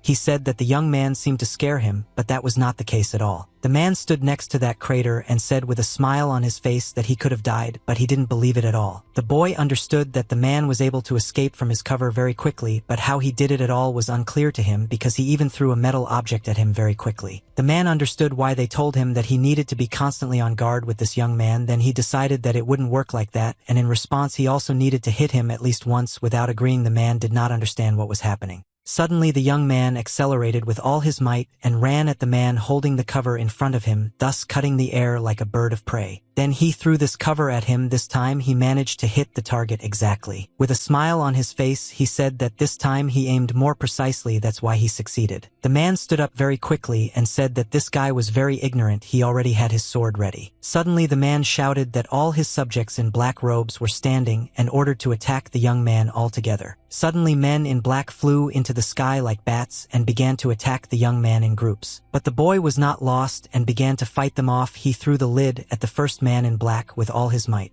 The lid bounced first from one man to another and from the other to the third. From the side it looked as if the young man was having fun playing some kind of game. When the chief saw this, he ordered to kill this young man. The two men battled with weapons expressing determination and intensity, one of them wielding a sword, the other defending himself, the dynamics of their movements reflecting the force of their clash. Suddenly the boy decided to throw an iron cap at the man without even hesitating. The lid flew, cutting through the air in its path. The young man mentally told himself that until all the people are saved, he cannot lose this battle. Several minutes have passed. Both of them did not end in any way. There were too many people in black. After a while, he lowered his head and realized that almost all the men were on the floor and did not move. Their weapons were lying nearby and their faces were looking at the ground. When Zhang looked up, he realized that he had dealt with almost all the people in black. But there were still a few left in front of him. He saw the head of these people in black. They were all tired and almost not moving. When the man saw that the young man had beaten almost everyone, he realized that he had also beaten his juniors, so he became even more angry and threatened to kill the young man. But the young man realized that he was very tired. He could not even raise his hand, and this lid weighed a lot, so his tired body refused to listen to his master's orders. When he saw a man in front of him with a sword in his hands, he realized that maybe this was the end. He did not know what he could do next. When the man swung with all his might, the sword went up with a hiss, cutting through the air in its path. The young man lowered his head and closed his eyes and mentally told himself that he could not do anything, but the man standing in front of him let him die sooner. The young man opened his eyes a little and saw that the sword was almost in front of him.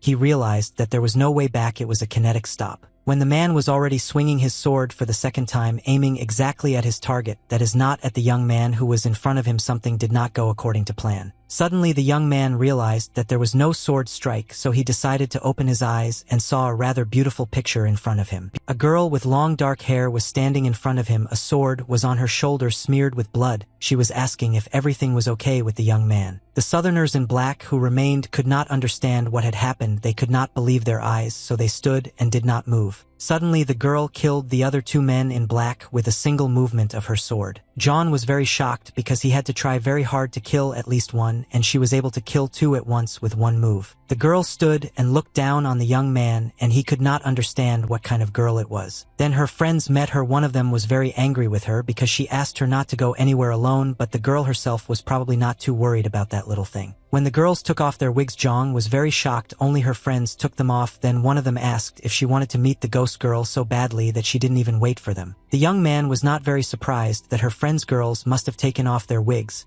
He was most surprised by the name of the girl who saved his life because her name was so volume. The girls began to discuss the battle and each other's bravery, while Zhang wondered if it was Prada and Li Xiaowul, the brilliant but secret student of Ami's faction. The young man did not take his eyes off the girl. He had a strong impression as he had heard so many rumors about her. When one of her friends came forward, she turned to Chong, but of course calling him a ghost girl. Folding her hands, she introduced herself. Her name was Zhang.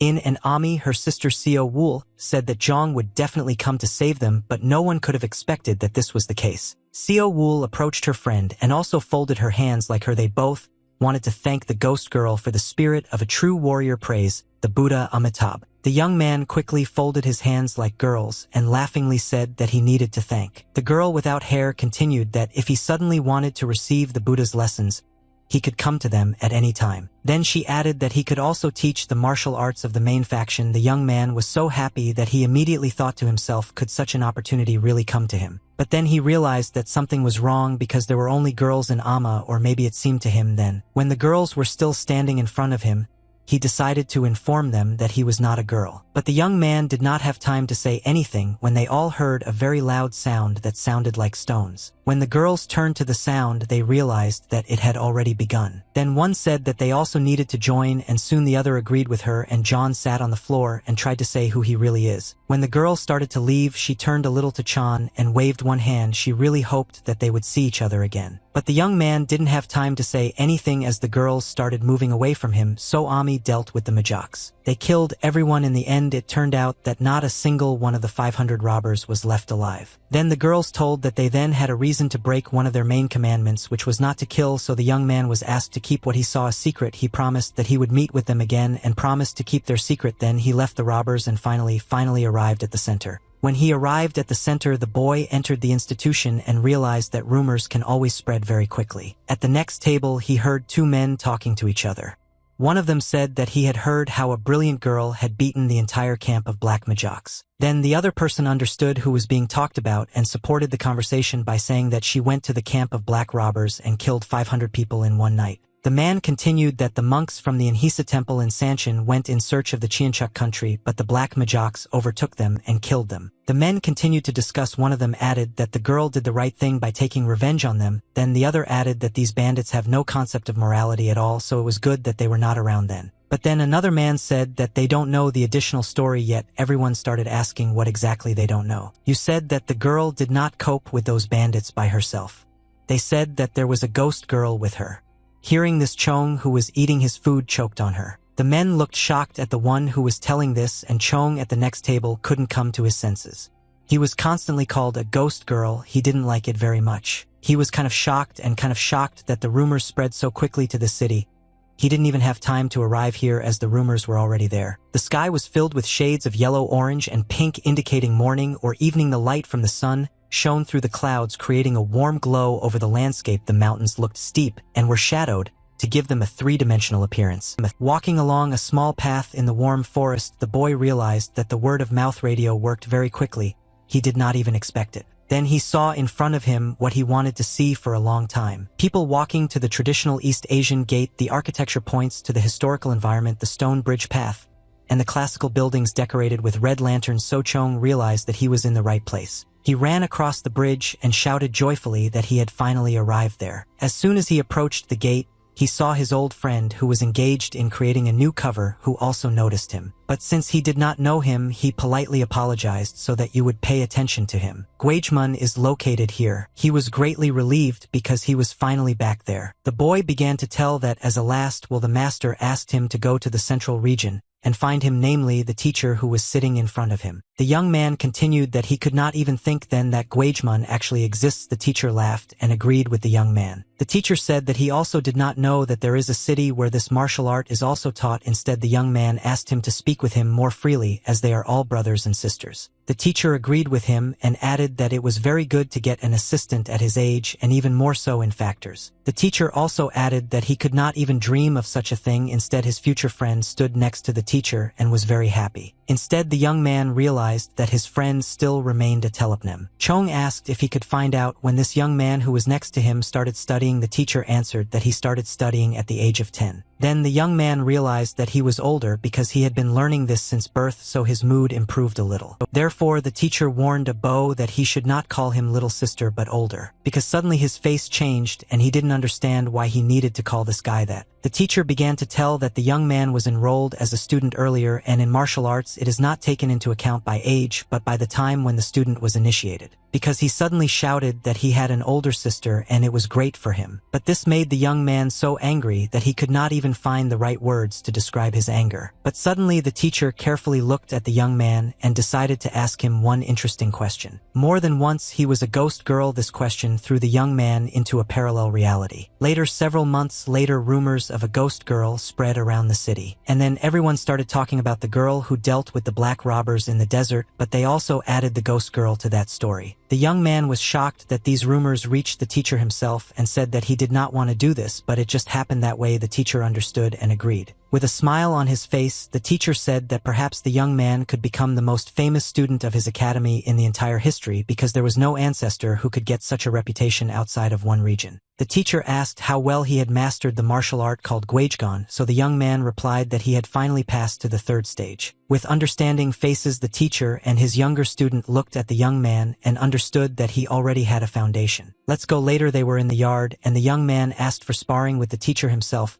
He could never have thought that immediately upon meeting him, he would be asked to spar with him, so he thought that he was a real psychopath. Fixing the cap in his hand, he apologized but said that he was wondering what his limit was. The teacher was relieved and said that he was also interested in finding out, so he decided to give the young man a chance to fight him. But then the young man realized that he would fight with Bo, who in turn asked him to be careful and he would take care of it so that everything would be fine with him. The young man could not understand whether he was really saying this or was joking with him. The teacher in turn tried to stop them both. So the boys went to their cities. The teacher stepped aside and started a duel. Having gathered strength, the young man ran away and ran at him, subconsciously knowing that he would win in one blow. But then the young man found himself on the floor. He could not understand how it happened. He was shocked by it. He asked aloud what it was, but in response he only heard the question of whether he had flown away or not. Because in turn he stood laughing, half covered with his cap, and said that the pretty girl had flown away. When the young man got up, he realized that his friend was looking at him from above. Then he regained his strength. You started running at your opponent, thinking that this time he will succeed. But the woman again quickly felt her opponent and landed on her back. People took the upper hand. He was beside himself with rage and swore what he would do until he succeeded. Watching this, the teacher realized that his guesses were confirmed. It was Gwanjgan, but there was something else. Watching how the young man flew to the floor again, he realized that he was too clumsy. The young man lay on the floor indignantly and shouted that he could not hit even once. But when the young man heard the question from his rival, whether he or rather she finished, the young man was unrecognizable from rage. Instead, Bo decided that now it was his turn to come. He was already ready to take cover. John was not in a position to stand up and agree on what he had not yet completed when the following happened. He saw in front of him the ground that was being removed from the force with which his opponent ran. He understood that now he will lie on the floor again. Over time, the young man was transferred to his room in the building attached to this academy. Suddenly, the boy woke up. He was covered in sweat. When he woke up, he realized that there was someone else in the room because he heard another voice. The teacher was sitting next to him and began to tell that Bo had a very heavy hand and warned that the young man was not injured at all. Sitting more comfortably on the bed, the young man with sadness on his face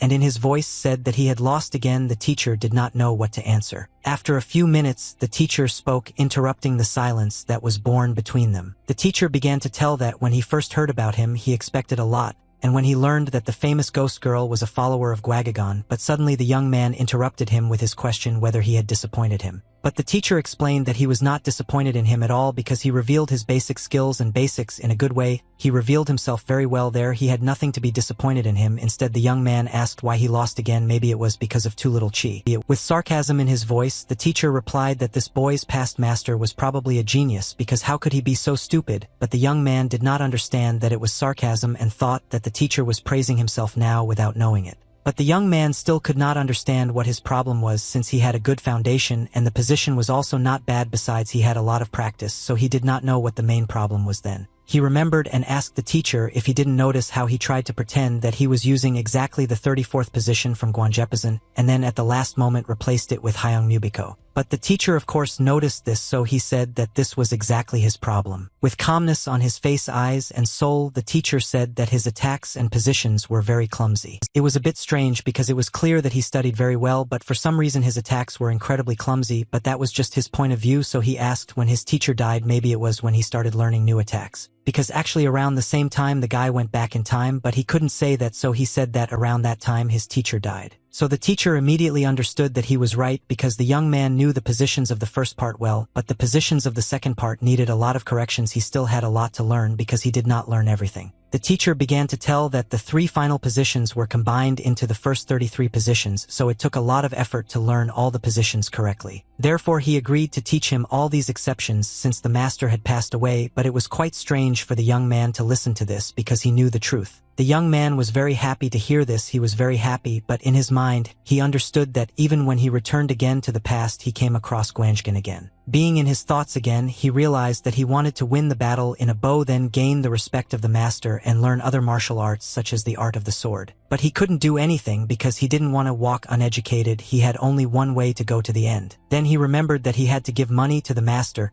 He took out a gold coin and handed it to him. He was so shocked that he could not even contain his shock. Suddenly the master shook the young man's hand and said that at that moment he would definitely be his student and he would teach him all the arts he knew. The young man agreed with a smile and asked him to take care of him. This is how another new life of young Kwok-chan in Gwangmun began. He studied harder than before. His technique was getting better every day, becoming more perfect at the level of dungeon. 2 years passed so quickly the young man didn't notice how time passed quickly, but then the day of his nightmare came back. Giant Abekri arrived again. Again, a lot of people gathered to watch what was happening. The girl won again. Nothing changed. The young man stood among people. He did not know and thought that if he intervened again, what was once would be the case. He didn't know how strong he was, so even if he had asked, he still wouldn't have been answered. He mentally apologized to his friend because he knew that this was the only chance to test his teacher what you are capable of. Suddenly he realized that someone was approaching. Looking closely, he did not recognize his teacher. Suddenly the young man began to worry himself without knowing what. The teacher came out very angry. He looked only at his target. The young man could not believe that it was really his teacher. The girl did not understand what kind of person had come, so she asked him to leave quickly. Because he was in shock that the teacher came, he could not even continue his sentence. Suddenly the teacher spoke in a low and rude tone. How dare they even touch his student? But suddenly the teacher burst into flames. His eyes became bright yellow. He looked like a mythical hero. Meanwhile, Chong could not understand what was happening to him. Was it his inner energy? Everyone present was shocked. They did not know what to do and what to say because the picture that appeared before them was quite unusual. Suddenly the teacher took the lid and with all his strength began to spin the car to run in the direction of his enemy, that is at this girl. The girl was shocked as well as her servant who was standing next to her. She did not know that such a strong chi could be in such an old grandfather and also in such a godforsaken place. Meanwhile, the old man was already approaching them and understood that now he would smash them into dust. He untwisted his cover so much that he made a deadly whirlwind with which he knocked down this girl's servants. Then he let go of the lid and a huge crater formed on the floor that was difficult to reach. The girl was shocked. She did not know how to react because she had never seen anything like this before. Later, the old man introduced himself as Meiser, the 27th generation Gwaejegon and Huang's son, but if suddenly she wanted to take revenge, she could come to him at any time. When the old man had already decided to come out with his actions, he added that he could fight with her at any time when she wanted, as many times as she wanted. She was shocked. She didn't know whether to cry or rage. Her servants were scared because the old man had killed half of them. All the people standing around were shocked very much, especially Chong, who could not even move from the city. Then he realized what had happened. He was so happy that he scared the people standing nearby who were also watching. Then he looked down at his hands and wondered to himself if he could ever do that too. But suddenly determination appeared on his face. He realized that he would definitely be able to do this because it is not for nothing that he trains so much. When the old man was already walking with his participants, Chong realized that he would definitely be able to do this. He would definitely become stronger. A few months later, the Inha Guild was trading at the foot of Mount Chanam. Suddenly, the man who was standing by the door guarding it could not understand who was approaching. He asked who, but no one answered. John replied that he came from the west and he was looking for Master Gwaejegon.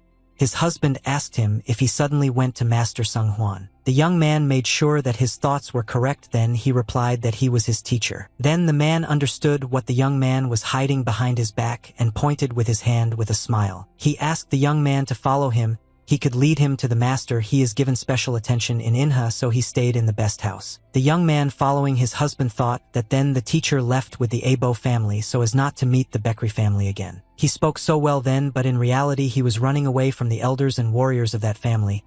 He was in such a hurry that he didn't even tell the young man anything, but then he remembered how before his return the master had taken away the Abo family. And he took them to the foot of the mountain where the Inha Guild then came there, and the head of the guild, Shimgai Byok Sword Inha, who came from the disciples of the Chanam clan, even the Bakery family would not dare to oppose him. But if they did not hasten to leave him and go, they were too imprudent. Meanwhile, the young man came to the right house. When the young man realized that they had come to that particular house, he could not understand why there were so many people in such a special house. When suddenly the young man heard a voice telling him to find him here again, he did not understand who it was. When he turned around, he realized that the teacher and his friend Abo were standing there.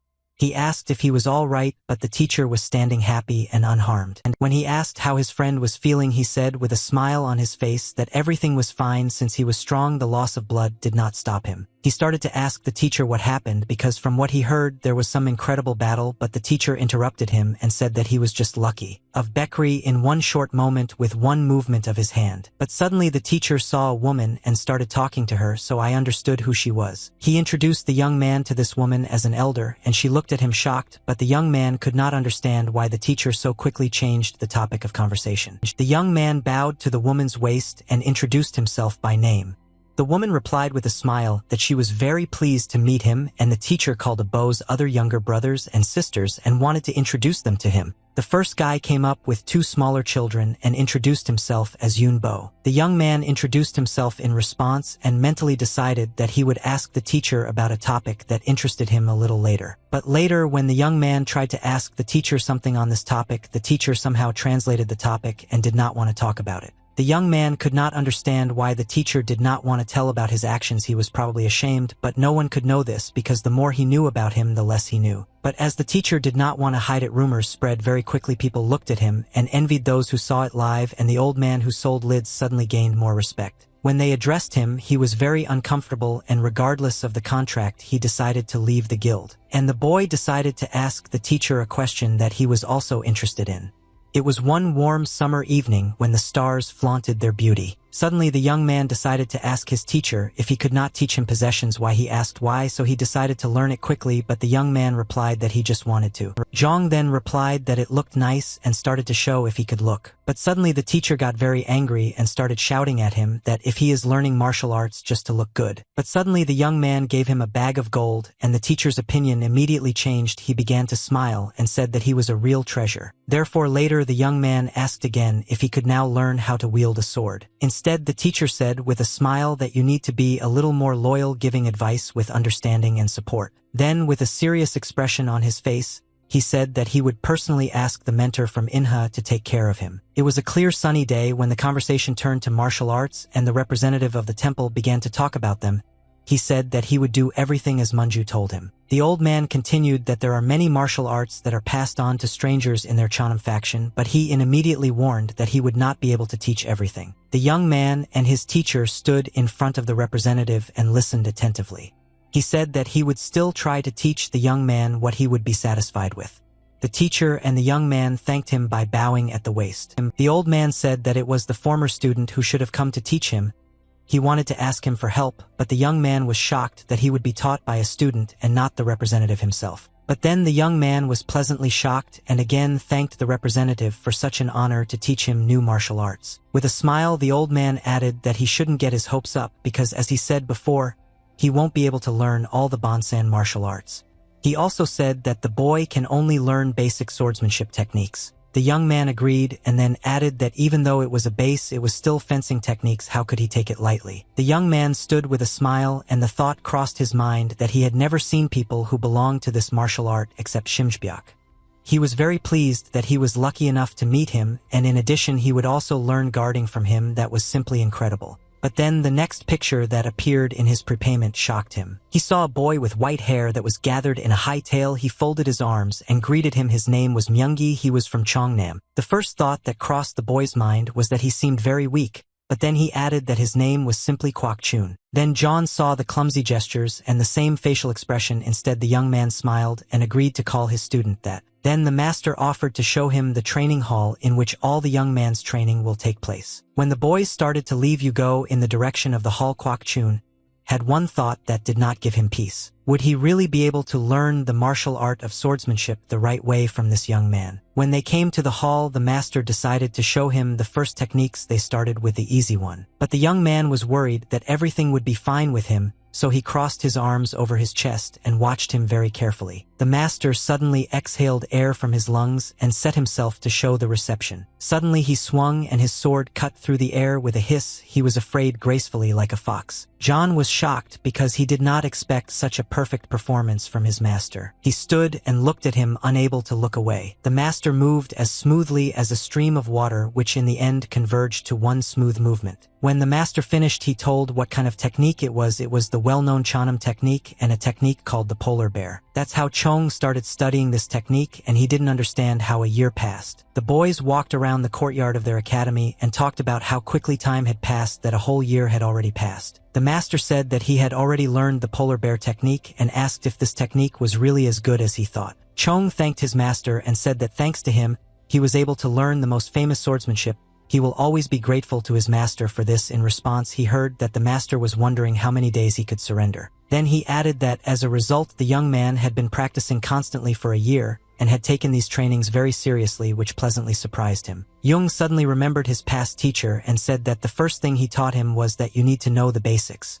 Myung-hae completely agreed with him because his mentor and other teachers also always emphasized the importance of the basics. Then the master began to tell that there is one of the other masters who has a named sword, namely Master Sonam, but suddenly Kwok Jong understood which master he was talking about and supported the conversation, adding that he is the best swordsman in Jeonnam. With discomfort in his voice, the master replied that he was actually Barefoot, known by this Master Sonam. So the master then emphasized once again that it is necessary to learn the basics, so their students study the basics for 3 months so that they can then start Bonsan. Then he said that the young man could go to the next step, and the young man in response asked what the next step would be. He heard that the instructor in Inha gave him permission to study Bonsan. When the teacher said that after the Big Dipper technique, he would learn celestial fencing, the young man was very shocked to hear. 6 months have already passed and the young man was still training with new techniques. Then he was near the waterfall on the green grass, not resting but training and training again. He quickly swung his sword up, raising it above his head. Then he brought the sword parallel to the ground and pointed it at an imaginary opponent. Then he exhaled the air from his lungs, and to endure the word, instead his master stood behind him and said that he had already learned almost everything. The boy, while putting the sword in its place, asked if he could use the heavenly technique in life, to which the master replied that of course he could. The master was very surprised and asked why the young man was asking him about this.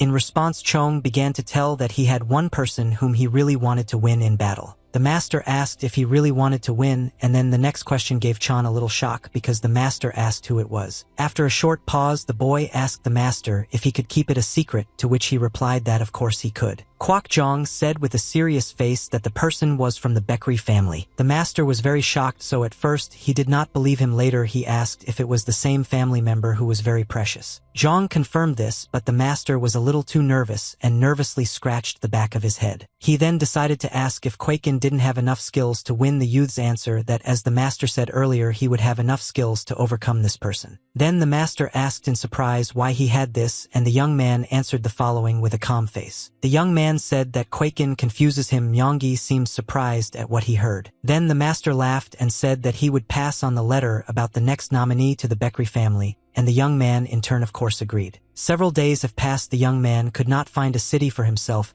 He was nervous every day. He constantly walked back and forth in the yard, unable to calm down. Then the master saw him and decided to ask if there was any news why the young man was silent at first. Then the young man broke the silence and answered that nothing came in response to his letter, and the master in turn was very surprised by this because 15 days had already passed since the letter was sent. So the woman decided that it was necessary to change the technique, but the master did not understand how to do it, so he asked him immediately. Chong replied with a mischievous smile that he had one rather interesting idea. It was an ordinary warm day when shouts and voices were heard outside the institution. Of course it was Lady Baekri, who did not want to sit on the first floor. While she was asked to go there, she was very angry about this fact. But the man began to make excuses because they had already paid for everything, they couldn't do anything.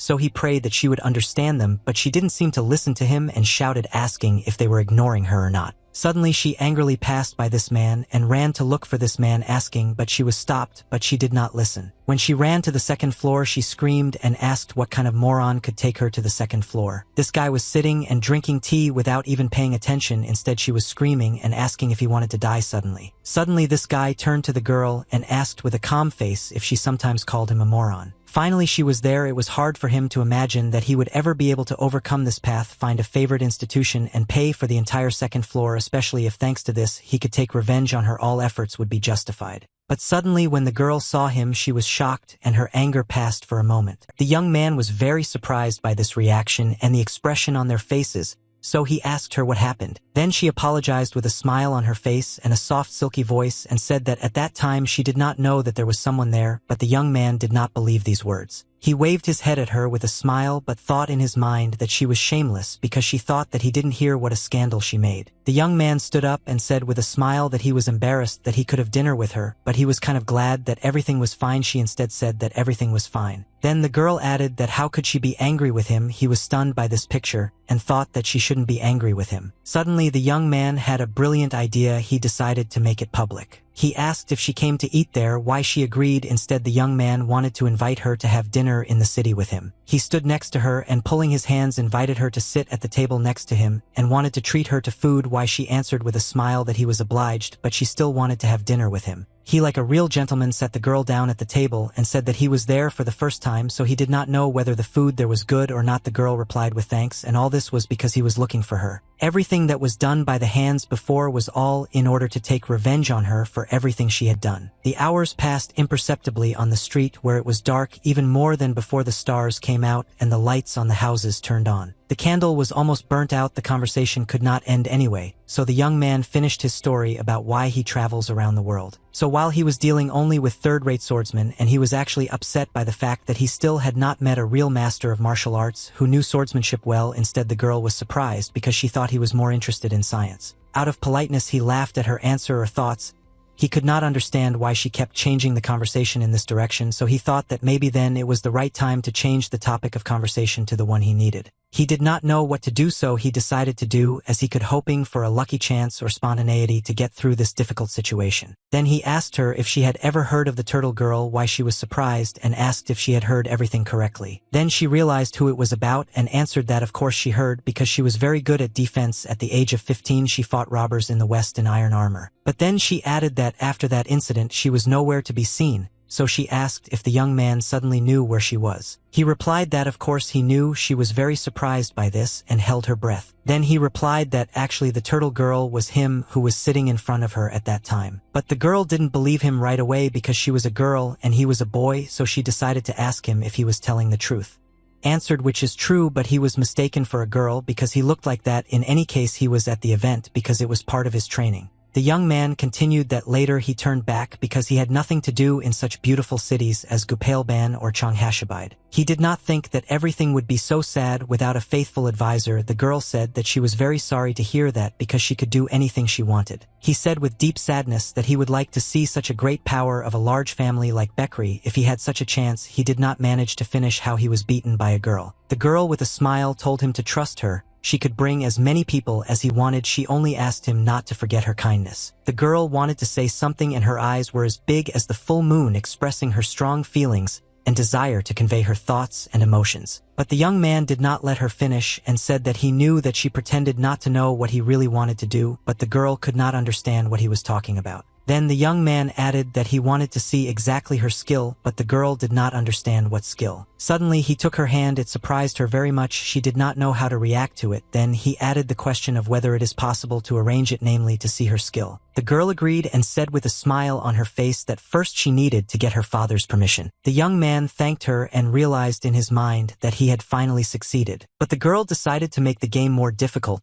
because she offered to bet, but Chong did not understand what she was talking about at all. The girl answered with a smile that the one who loses must throw away the wish of the winner. Inconspicuously 3 days passed, and finally the day of the battle came and everyone gathered to see it. Everyone who watched couldn't understand whether it was really a turtle girl. They argued because some said it was her, others said it wasn't her, but the Bekri family said it was her. The young man stood in the arena and looked away a little to the side to see how many people were gathered. He was shocked by the number of them. He thought that it must all be because of the turtle girl's name, but suddenly he saw familiar faces among the people who came. He saw how he was supported by his teacher and his friend A because he said that John should not be afraid of anything and do what he should. Then he also saw 2 familiar faces nearby. They were Sang Tanju and Tapio. They also told Du that he would win and wished him success. Then he also saw his master Myung Hai next to him, who also wished him luck and said that he decided to take his friends from Jongnam with him. He said that at the very beginning there were few people, but when they found out that the turtle girl would participate there were a lot more people, but he assured him that he had nothing to worry about. He was also shocked that even the Chana masters came. He was happy and determined, so he clenched his fists and decided that he would go to the end so that it would not cost him. He stood and looked straight ahead and decided that it was necessary to finish this matter after all. Suddenly a red flag was raised there and everyone was asked for attention. Before moving on to the battle, the presenter wanted to give a word to the Bekri family, namely the master of the reverse wind sword. A family member promised one thing. The young man could not understand what he wanted to do or what he wanted to promise. The man with red hair, red eyebrows, mustache, and beard continues that he has heard a lot about the turtle that defeated the bad people in the western region. The young man began to worry, and the man continued that if he won that match, he promised everyone present on the stage in the arena that he would invite him to his house. The young man was very surprised but tried not to show it to others. He could not understand what was happening because they had not discussed it before. When he looked at the girl, he realized that this was exactly what she was asking him for so that they could stay together longer. But he agreed to any conditions if only to take revenge on her. That's all. His willingness to take on himself any risks and obligations testified to his deep feelings of resentment. Kwak Yung was very determined. He kept his concentration only on his opponent, so he decided to show who would beat whom. Second asked if they were ready. They stood facing each other, determined and focused on each other. They both confirmed that they were ready for this battle because each of them craved it in their own way. So in a moment, the leader, that is the runner-up, started the match. The audience greeted them with applause and shouts of good luck. When Chong got into a fighting position, he realized that he was very worried about the confrontation. Suddenly memories rushed into his head, and he could not understand why he was so worried. Maybe it was because of the blow. He remembered. He tried to calm himself down and decided that there was no need to be so nervous. The girl was standing in front of him and smilingly said that this was not a serious match, and the young man could not understand what had happened to her or that she might have underestimated him. So he decided to even ask if he could attack first, to which the girl replied of course he could. She didn't even have time to finish when the young man started swinging his sword directly at her with all his might. The girl was shocked by such a reaction and the seriousness of the match in general, and it struck her to the core, leaving her confused and insecure. But suddenly she managed to repel this blow because she had a very good reaction. He replied that she herself allowed him to attack in the first. They stood ready holding their swords. So in his mind he told her to get ready now because he knew that this time luck should be on his side. The fight was long and fierce. They fought no longer as a joke, and this match no longer seemed frivolous. He swung his sword and aimed at her, and she could dodge his sword with good grace and the same reaction. So at first he just wanted to win. But then he saw that he had angered his rival, not in jest, and it made him think about his further actions and their further consequences. So then he realized that not everything is as simple as he thought at first, and this caused him to think again and revise his views on the situation. He did not have time to defend himself from her speed. Even his head was spinning. But suddenly she struck a very heavy blow and Kwak Yung bled. When she saw that he was bleeding, she got a little scared and asked if everything was fine with him. Her face really expressed fear. The young man was angry and at the same time shocked that she hadn't killed him yet. It was something he didn't want to think about. Did she really want him to survive that fight from the very beginning? Did she really believe in his strength and ability to overcome any challenges? But suddenly something happened that he could not have predicted, and it struck him to the core, causing unpleasant surprise and nervous tension. The girl began to give in to him, or maybe it seemed to him because he had more strength than then. This is exactly what he expected from her, so he decided to act as he had planned earlier. Suddenly he did something that shocked the audience. They did not understand what was happening. Their faces showed shock in the best light. His rival became even more angry when she saw that he took out a cover from under his clothes. Holding the lid in one hand, he said that he was the 28th student who succeeded in achieving the art of Kwajmug. In a moment, the young man was already holding two lids, one for each, and with a smile on his face, he introduced himself as Kwak John. But in his mind, he realized that he really didn't want to use it. He was even ashamed of it. The girl, with rage in her voice and face, asked if it was really a cauldron lid as a weapon, if he had actually learned the art of Kwajmun. The young man confirmed this, and in a moment the girl understood why he was nicknamed the Turtle. Focusing on him, the girl asked if he was sure that he would not regret it, why he replied that she should. Raising the sword up, the girl said that it will be seen whether he will tell about it in her house. Aiming the sword directly at him, she called him to draw his attention only to her. Suddenly the girl spun around so that a clear silhouette was no longer visible. She was beautiful like the eighth wonder of the world, and at the same time deadly like a tsunami. Then Chong realized that she was exactly what he expected from her from the very beginning. The moment she aimed her sword at him, she was a centimeter away from him. She told him that this was the end, but young man, look at your lids, you didn't think so. In one moment, when the audience did not even have time to blink, the young man placed his shield under her sword, due to which a loud and resounding sound came out. The girl flew away so quickly and strongly that she did not understand it herself, and this impression remained in her memory. But she managed to land on her feet and not fall on her back. She looked at her opponent from under her forehead and was incredibly furious with him. But suddenly she noticed that her hands began to shake, and she did not understand what the problem was and why this happened. She quickly looked up at him and asked how this happened, because this had never happened to her. She was shocked by this. The young man with a smile stood in front of her, holding the lid in one hand, and said that it was not all of Kwajmin's capabilities yet. The girl immediately told him not to be so arrogant and rushed at him with her attack. Finally, it happened. The young man had been waiting for this since the very beginning of the battle, so he prepared with all his might. The bitter struggle between them lasted quite a long time. Then the young man remembered his teacher, or rather his words, when he said that Bantan is the most important attack in Quaken, because it absorbs your opponent's energy and returns it in the opposite direction. But at that time Kwak Jong did not lose his energy, but on the contrary gained it even more. His teacher and friend Ebo watched them very carefully, during which the teacher realized that the young man finally understood everything correctly. But a member of the Bekri family was standing and also watching the battle. He couldn't believe that that attack was able to knock her down. Jayong Bekri couldn't believe that such a thing was even possible, because she was the best in battles and had defeated that young man several times, but probably not the last time. The young man didn't seem tired at all because he looked very alive, so he immediately asked if she would like to finish it. Instead, it angered the girl twice as much, and the fact that the young man was smiling at her rather than lying on the floor dying of pain added fuel to the fire. Suddenly, quite unexpectedly, she noticed that Kwak Chan's iron cap was flying in her direction. But thanks to her good reaction, she managed to knock back his iron cover with her sword in time. Then she stood with a slightly beaten face and glared at Kwak Chong. But suddenly, when the girl did not have time to catch her breath, she heard a threat that he was already approaching, and she no longer saw that young man in front of her. But suddenly, unexpectedly, a member of the Bekri family shouted at the top of his voice for them to stop fighting, because he saw that his close family could die right before his eyes. But no one had time to do anything, because the young man had already done it on his own, impressing everyone with his decisive action. The lid hit that girl so hard that she began to bleed, and this caused serious concern for everyone who was nearby. She flew a few meters away from him and fell with a loud sound on the arena where the battle was taking place. Then the young man realized that it was his victory. He finally did it. His training was not in vain. The girl was lying on the floor and did not move. It seemed that she was not breathing at all, which caused panic among all those present.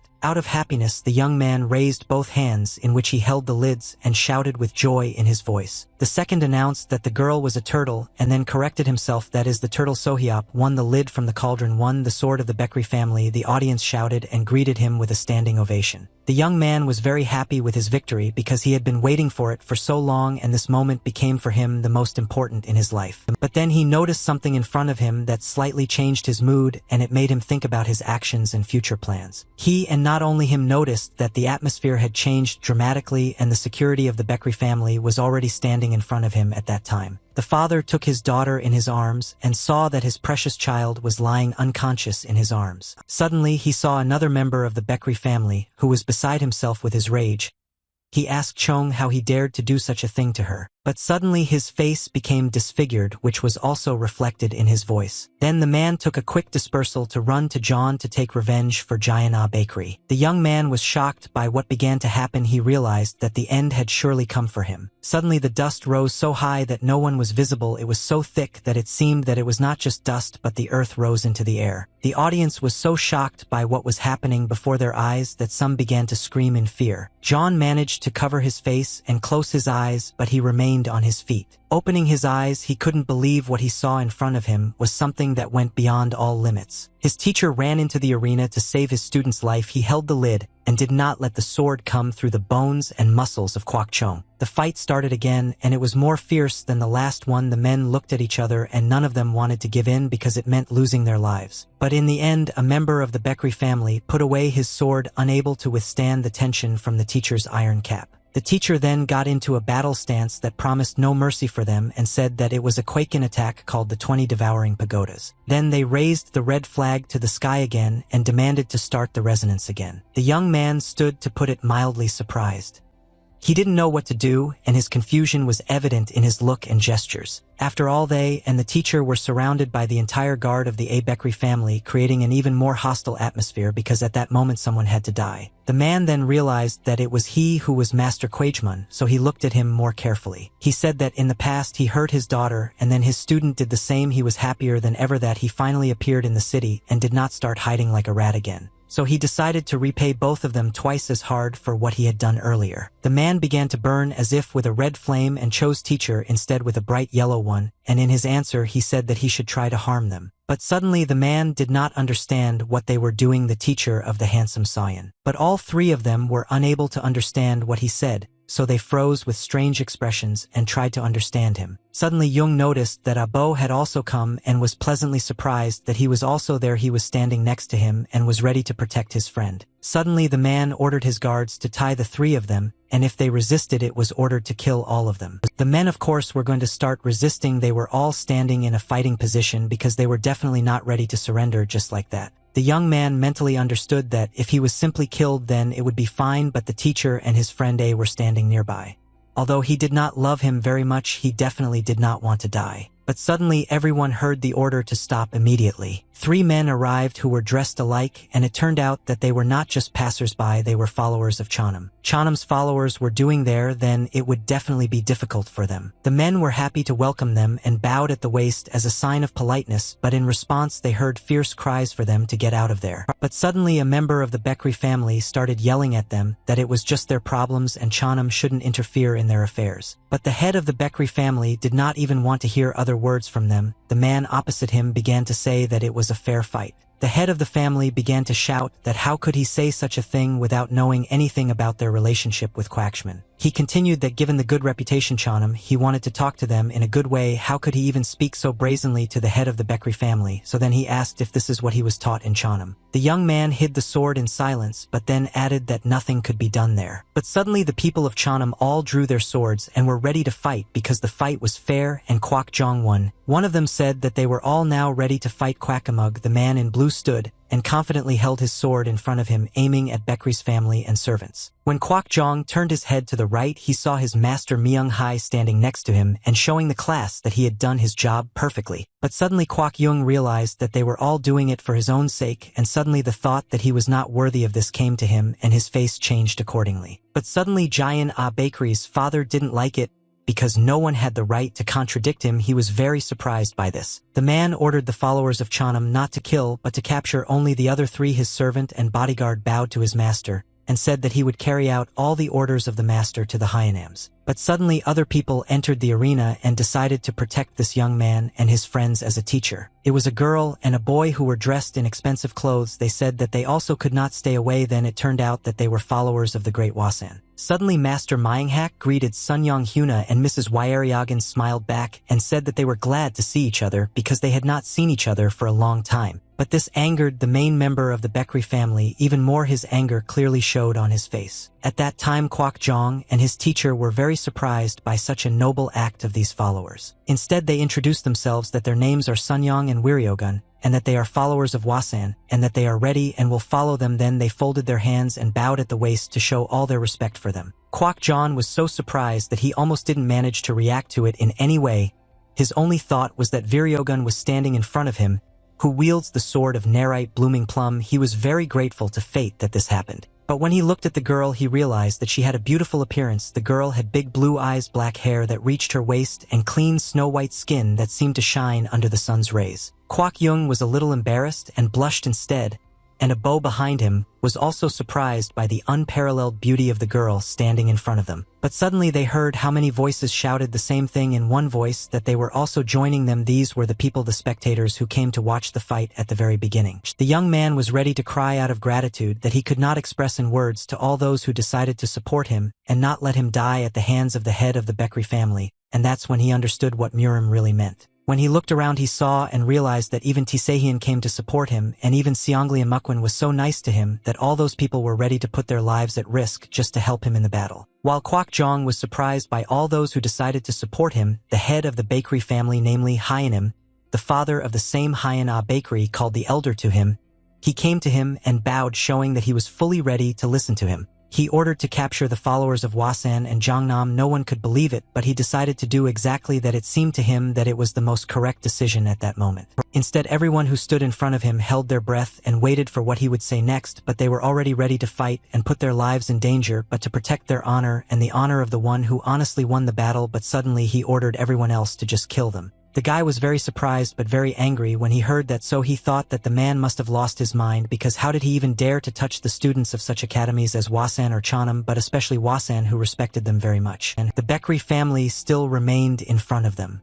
In the end, a lot of people could die because of someone's rage. He did not want to allow that. But then he calmed down and decided that nothing could be done, so his face began to look completely calm. Instead, he ordered the heads of the family to seize the others, but another voice managed to interrupt him in time. The young man came out to him with a lid in his hand and said that since he brewed all this, the issue should be resolved with him and no one else, because others are not to blame for this. But instead, the head of the family became even more angry because he thought that he had orders from a young man whom he had seen for the first time. Suddenly, unexpectedly, he cut off the young man's hand. Everyone was shocked by what they saw. No one knew what to do because they were caught off guard. Suddenly, his friend and his teacher began to take him very seriously. They shouted to the whole playground so that everyone heard it. It seemed that even the neighboring towns who lived nearby heard it. The young man was holding on to the shoulder of a hand that was no longer there, and the head of the family was standing in front of him and looking him straight in the eyes with a hideous smile. They stood looking at each other, and neither of them tried to back away. But suddenly he told everyone to gather and go, his advisor and all his servants, including the guard, namely the one who remained alive. When they decided that they were going to go back, the flags flew to show that they were going to go. But suddenly the young man felt sick. The picture before his eyes began to blur and his eyes began to close. Unnoticeably, he fell to the floor, not understanding what had happened. Everyone ran to him and tried to help. Someone shouted that the bleeding should be stopped. Another said that he would help. 5 months have passed, and it was an ordinary summer day. The sun was shining in all its glory. He sat on a wooden stump and looked at the scenery that opened before him. The thought that first came to him was that despite the fact that he had no hands, he could learn something new. Even in such a situation, he was able to find advantages. The first one of the advantages was that, for example, even for short-term fame, you need to bear a certain responsibility. What kind of responsibility it will be, no one can know in advance. Then he exhaled hard from his lungs and realized that there was someone near him who asked why he was so upset. When he returned to where the voice was coming from, he saw that it was the teacher. He asked if he had lost his confidence just because he lost his hand. The young man, of course, denied that this was of course not true, but the teacher sat down next to him and asked what happened just then. The young man did not know whether to tell or not, but then he broke the silence with his voice. Suddenly he smiled and blushed and said that he was thinking about Ms. Wee all the time. Suddenly the teacher was shocked by such an answer because he definitely did not expect such a thing, and asked about which lady he was talking about. Maybe it was Wiryogun from Hwasan. He certainly did not know the exact answer. Wiryogun, who wields the sword of Narite Blooming Plum. She was not a direct descendant of Jaekyeongjin, who was also popular as Lee So-wool of a myth. He and Kwak Yung were the same age. Then the young man continued that he thought about her all the time because there was one detail that he couldn't get out of his head. She constantly took care of him. She was perfect in everything from her martial arts skills to her appearance. The way Mrs. Wei took care of him, he was very grateful to her for that, for not leaving him even though she shouldn't have done that, but she took care of him. Meanwhile, the teacher sat and listened to Chung in silence. Then the teacher broke the silence. He said that it was a complete horror.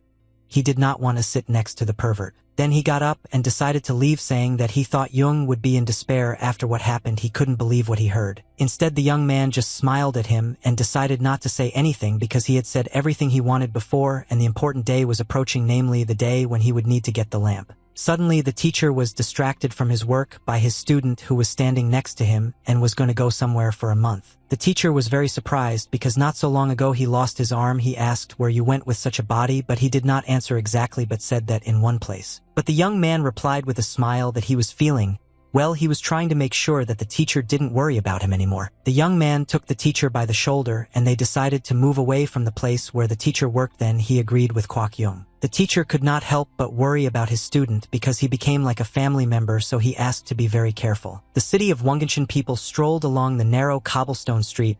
decorated with lanterns, some carrying baskets and jugs, others selling goods from stalls. The warm atmosphere of the sunset prevailed. The young man came to this place quite quickly, and with a slight smile on his face decided to walk through the streets of this warm sunny evening. But then the young man realized that he was back at the place where it all started, so sadness fell on his shoulders. But suddenly he realized that the more he would be able to meet the genie again and remember his 3 wishes, anything he could want, and he already knew what he wanted. Suddenly the young man looked away and realized that he was already there waiting for him. He noticed a lamp that gave reflections from its golden coating, thus attracting the attention of all who passed by. Suddenly they found themselves back in that cave, a cold, gray, and damp cave. When the young man said that he wanted to have gin, he was shocked because the young man wished to have a lid from the boiler. He decided to ask him again, but the young man confirmed that this is exactly what he wanted. Gene was so shocked that he said he lived for more than 1,000 years.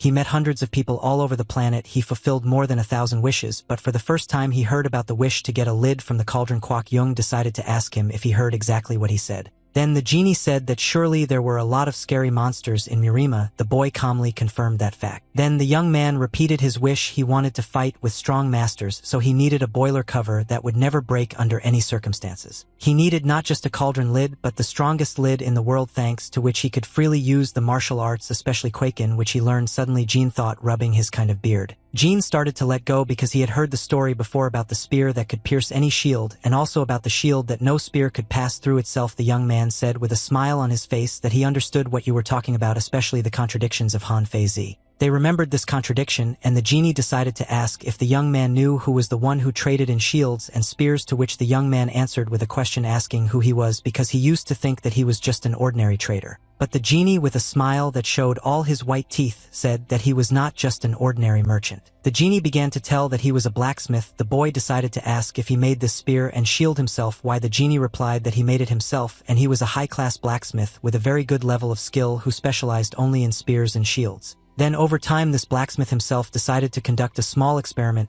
He tried not to break the spear against the shields or the shield against the spear, but in the end all the tips for the spear were broken, as were the shields. But later that master understood everything. If he continued to improve those 2 items, he could get a spear that would be able to pierce any shield and another shield that could not be pierced by any spear. The young man replied that there was a certain meaning in that. More than 100 years passed. The work of this blacksmith continued. His descendants split into 2 camps. Some made spears and others made shields. Then some of the descendants who made shields went west to find good materials for making further shields. When many years passed, they finally managed to make the best shield. It was all thanks to very painstaking work. The young man was very surprised by this story. Then these rumors about an impenetrable shield reached the ears of God himself, and in the end the god of thunder himself came to visit this blacksmith. The young man was so shocked by these stories that he decided to ask if it was really the god of thunder. Jim confirmed that this is exactly how he was the god of thunder. He was quite a mischievous god, so he decided to offer the blacksmith a bet. The condition was that if the hammer of thunder could not break the shield in 3 blows, he would then be able to fulfill any wish of that blacksmith. The young man listened so attentively and vividly imagined this story that he was very interested in how it ended, so he decided to ask Gene. In the end, the shield did not break. Then the god of thunder admitted his defeat and, as promised, ordered the blacksmith to make any wish. However, the blacksmith asked that his shields be sealed, all 30 of his shields. Instead, the young man was very surprised that he did exactly 30 and not 1. Then he decided to ask why he ordered to seal them. John replied that he did it because he knew the power of his shield better than anyone else, and that was what scared him.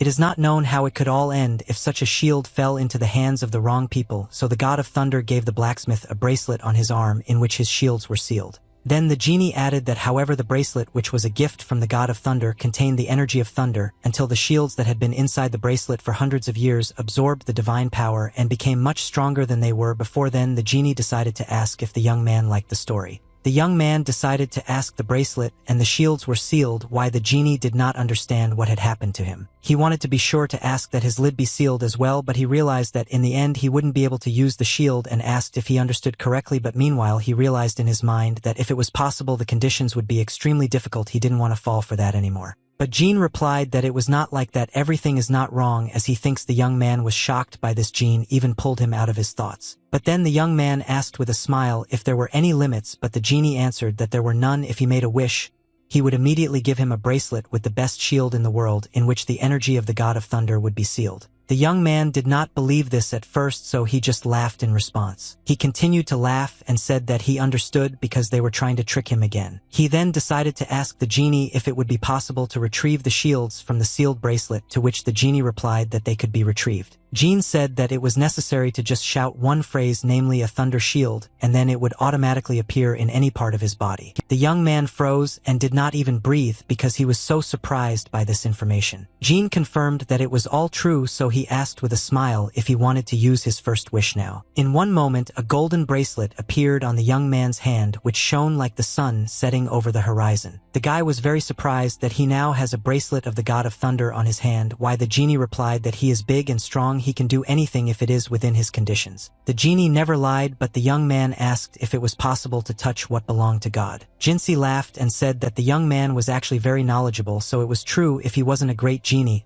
he would still never be able to reach for the property and kingdom of the gods. The young man was so fascinated by his bracelet that he no longer listened to the genie, but he said with a smile that he needed to listen to this story until the end, so the god of thunder gave that bracelet to the blacksmith. That is, the bracelet belonged to a blacksmith who was a man and not by God. It was also possible to survive the shield only on the ground because it was necessary to play it safe because the shield was very strong and for the first time it might take a lot of strength to summon it.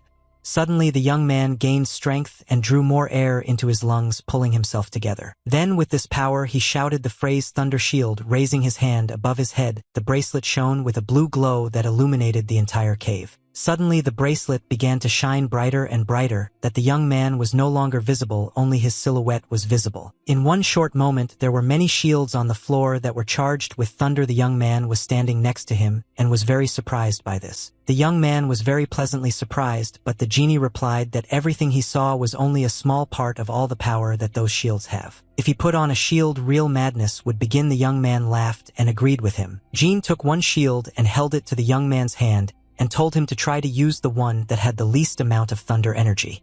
The young man of course agreed. When the young man took it in his hands, he sowed it with sparks like the sky when thunder rolls. But suddenly the young man realized that the thunder spread not only through his body. The young man even had smoke coming out of his hair. Then the genie began to worry a little, so he asked if everything was fine with him, and the young man replied with a smile that everything was fine. Gina stood and looked at the shields and said that it was the weakest shield, almost not charged with thunder. At that moment the young man realized that he was probably too weak, so he could not use the thunder shield. He couldn't do anything about it, so he decided to seal those shields back into the bracelet. Suddenly all the shields were back in golden bracelets. He thanked his genie again. Then the genie noticed that the young man wanted to ask him something else. The young man wanted to ask for one more thing, namely, he wanted to make a second wish. Jean managed to guess that it would probably be another shield. Suddenly the young man confirmed that it was so, but he needed another shield. The genie asked if that was all or if he wanted something else. So the young man wanted to add to his wish. Then he realized that in any case the second wishes will come with conditions, so it is better to first make the wish that suits him the most. The young man wanted to think about others when he returned to the past again, so I decided to ask the genie if he could already use a thunder shield. If not, then he needed a shield that he could use right at that moment, which was very strong.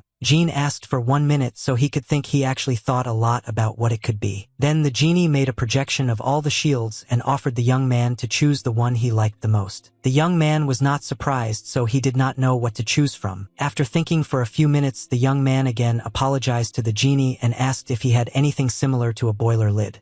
The young man looked at him in surprise and decided to ask again if he had heard correctly. That's how he said it seemed to him that he could only use Kwajmian if he used something he was already familiar with. Then Jean thought and asked him to wait for 1 minute. In a moment he showed the lid from the cauldron, which was used by as many as 12 generations who were engaged in Kwakshman. Immediately appeared in Kwakchan. It was the very lid that was mixed with 1,000-year-old wisdom. Then the 12th generation thought that Kwajman was a real holy phenomenon. The young man replied that he wanted to make a wish. The boy said that he wanted all the shields that he had shown him before and the lid of the cauldron that he had just shown. It was his second wish. The genie agreed with everything that was said. But suddenly something happened that he could not fulfill his wish. The young man could not understand what was the matter because he was a great sorcerer. But the genie joked, and with one movement of his fingers, he fulfilled the young man's wish. Suddenly a mountain of shields appeared in front of them, which was almost impossible to grasp with the eye. Jean asked with a smile if he liked what the young man replied that his gene was the best. Then the young man decided to move on to the third wish, but the genie was shocked that he could immediately remember the third wish. With a smile on his face, the young man wished that he would return him a month back, that is to the past. In a moment the young man found himself in the past, the bracelet on his arm, and remained nowhere. Later he met the genie again and decided to use his 3 wishes to find out what it took to become a master. He asked the genie to make him the master of Murim, and that's what he needed help with his power. No matter how many times he came back, he didn't know how long it could take. He asked Jean to go to the 1,000-year-old ginseng mountain in a city called Baek-Tuzen Mountain in Goryeo, but Jean asked him to wait. The boy was interested to know what was the limit of the genie who gave him the thunder shield. He was interested to know it sooner. Suddenly the genie returned to his master, thereby scaring him. He understood that something was wrong with the jinn. He replied that he could not and apologized to his master. He was sorry, of course, but the young man already knew that it would be so. He knew what wish he craved the most, the last wish he had left. He would only need this. He started to plan his wish correctly. Maybe he needed Madampa or Techongden, and maybe even the divine power of Tejik and Yanga. Suddenly Jean stopped him and said that there was too much power needed.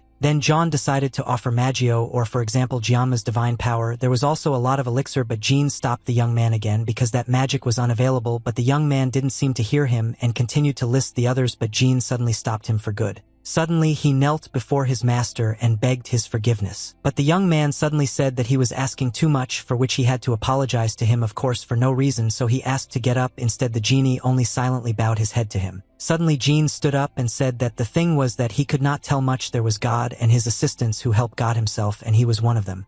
Zhang could not believe what he heard. The genie began to tell that usually they helped God in the divine world, but there were those who went to earth. As usual they were of the celestial type, but the genie denied and said that they were those who were born by themselves in the human world, and he was talking about others. Jean was talking about the spirits. Chong was surprised that it was them. The genie confirmed that these were spirits such as the spirit of the earth, the spirit of the forest, the spirit of the soil, the spirit of fire, and so on. There were many types and a large number of them. And the spirits about which the young man asked lived in the land, which were guarded by the same spirits. Those spirits were on the same level as himself. So it was very difficult to get something that was lying in the city that they guarded. The young man decided to suggest a Shaolin or Donpa or Magio temple, but the genie said that those were cities in which the divine power was due to ordinary greatness, so it would be much more difficult. Even if the power of the gods was small, there is a city where the power is made by the people themselves as much as possible. For example, such cities as the 12th generation or the imperial palaces of the 12th generation had great power which had been accumulated until then, and the imperial palaces had power only thanks to the existence of the emperor himself. And cities in which there were too many demons and devils were also difficult, but the genie noted that they were not like ghosts. The problem was that when a person solved a problem with a diabolical intention that people could not have at that moment, they had a different power.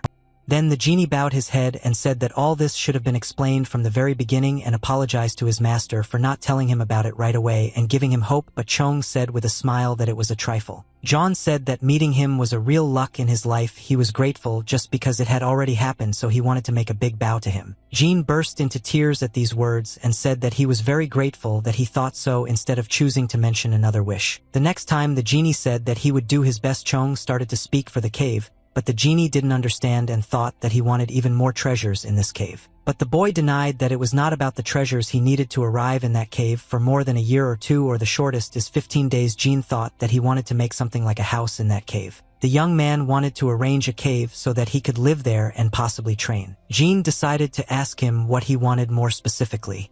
To begin with, there had to be enough space, and it had to be strong. It had to be so much space that one round of running around the cave took a long time.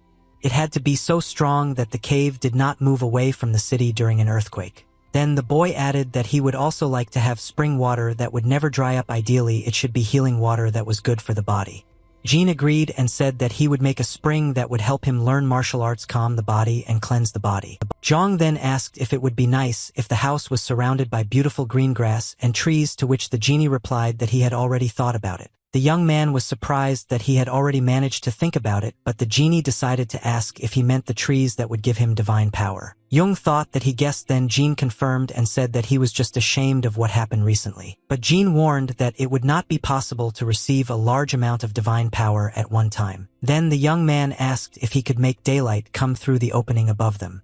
The genie replied that he would calculate and make the opening even bigger so that the most daylight would enter the cave, but the young man did not want people to come through that opening, so he offered to cover it a little trees. John said that it was a great idea, so he offered to do it right then, and there the young man did not object. Suddenly the magic from Jin's hands spread throughout the cave. The young man watched in surprise. One short moment passed, and his dream was already in front of him. The sun's rays broke through the thick leaves of the trees, illuminating his new house with wooden walls and a tiled roof surrounded by thick green grass and flowers, creating an atmosphere of peace and harmony. He even had a small pond in which lotuses bloomed and large red fish swam. When the genie asked how he was doing, the young man didn't know what to say. He couldn't take his eyes off his new home. It was a real paradise on earth. It looked like the house of an ancient god. The young man was so happy that he could not hold himself in place, and he thanked Jin, to which he replied that he was very happy that his master liked everything. But suddenly the young man wanted to ask him for something else. Could not the quality of his second wish set his hand? Of course he could do it, so with one movement of his hand the wish was fulfilled. Suddenly the young man felt his other hand, and this sensation even surprised him. The young man was even more pleased, and the genie said that his master's mood had lifted him up. Then the young man said that with such a good mood it's time to come to his next wish, to his third wish. Jin in turn was surprised that he already knew what he wanted. The young man, with a confident expression on his face, said that he already knew what he needed at that very moment. He wished to go back to the past, namely a month ago.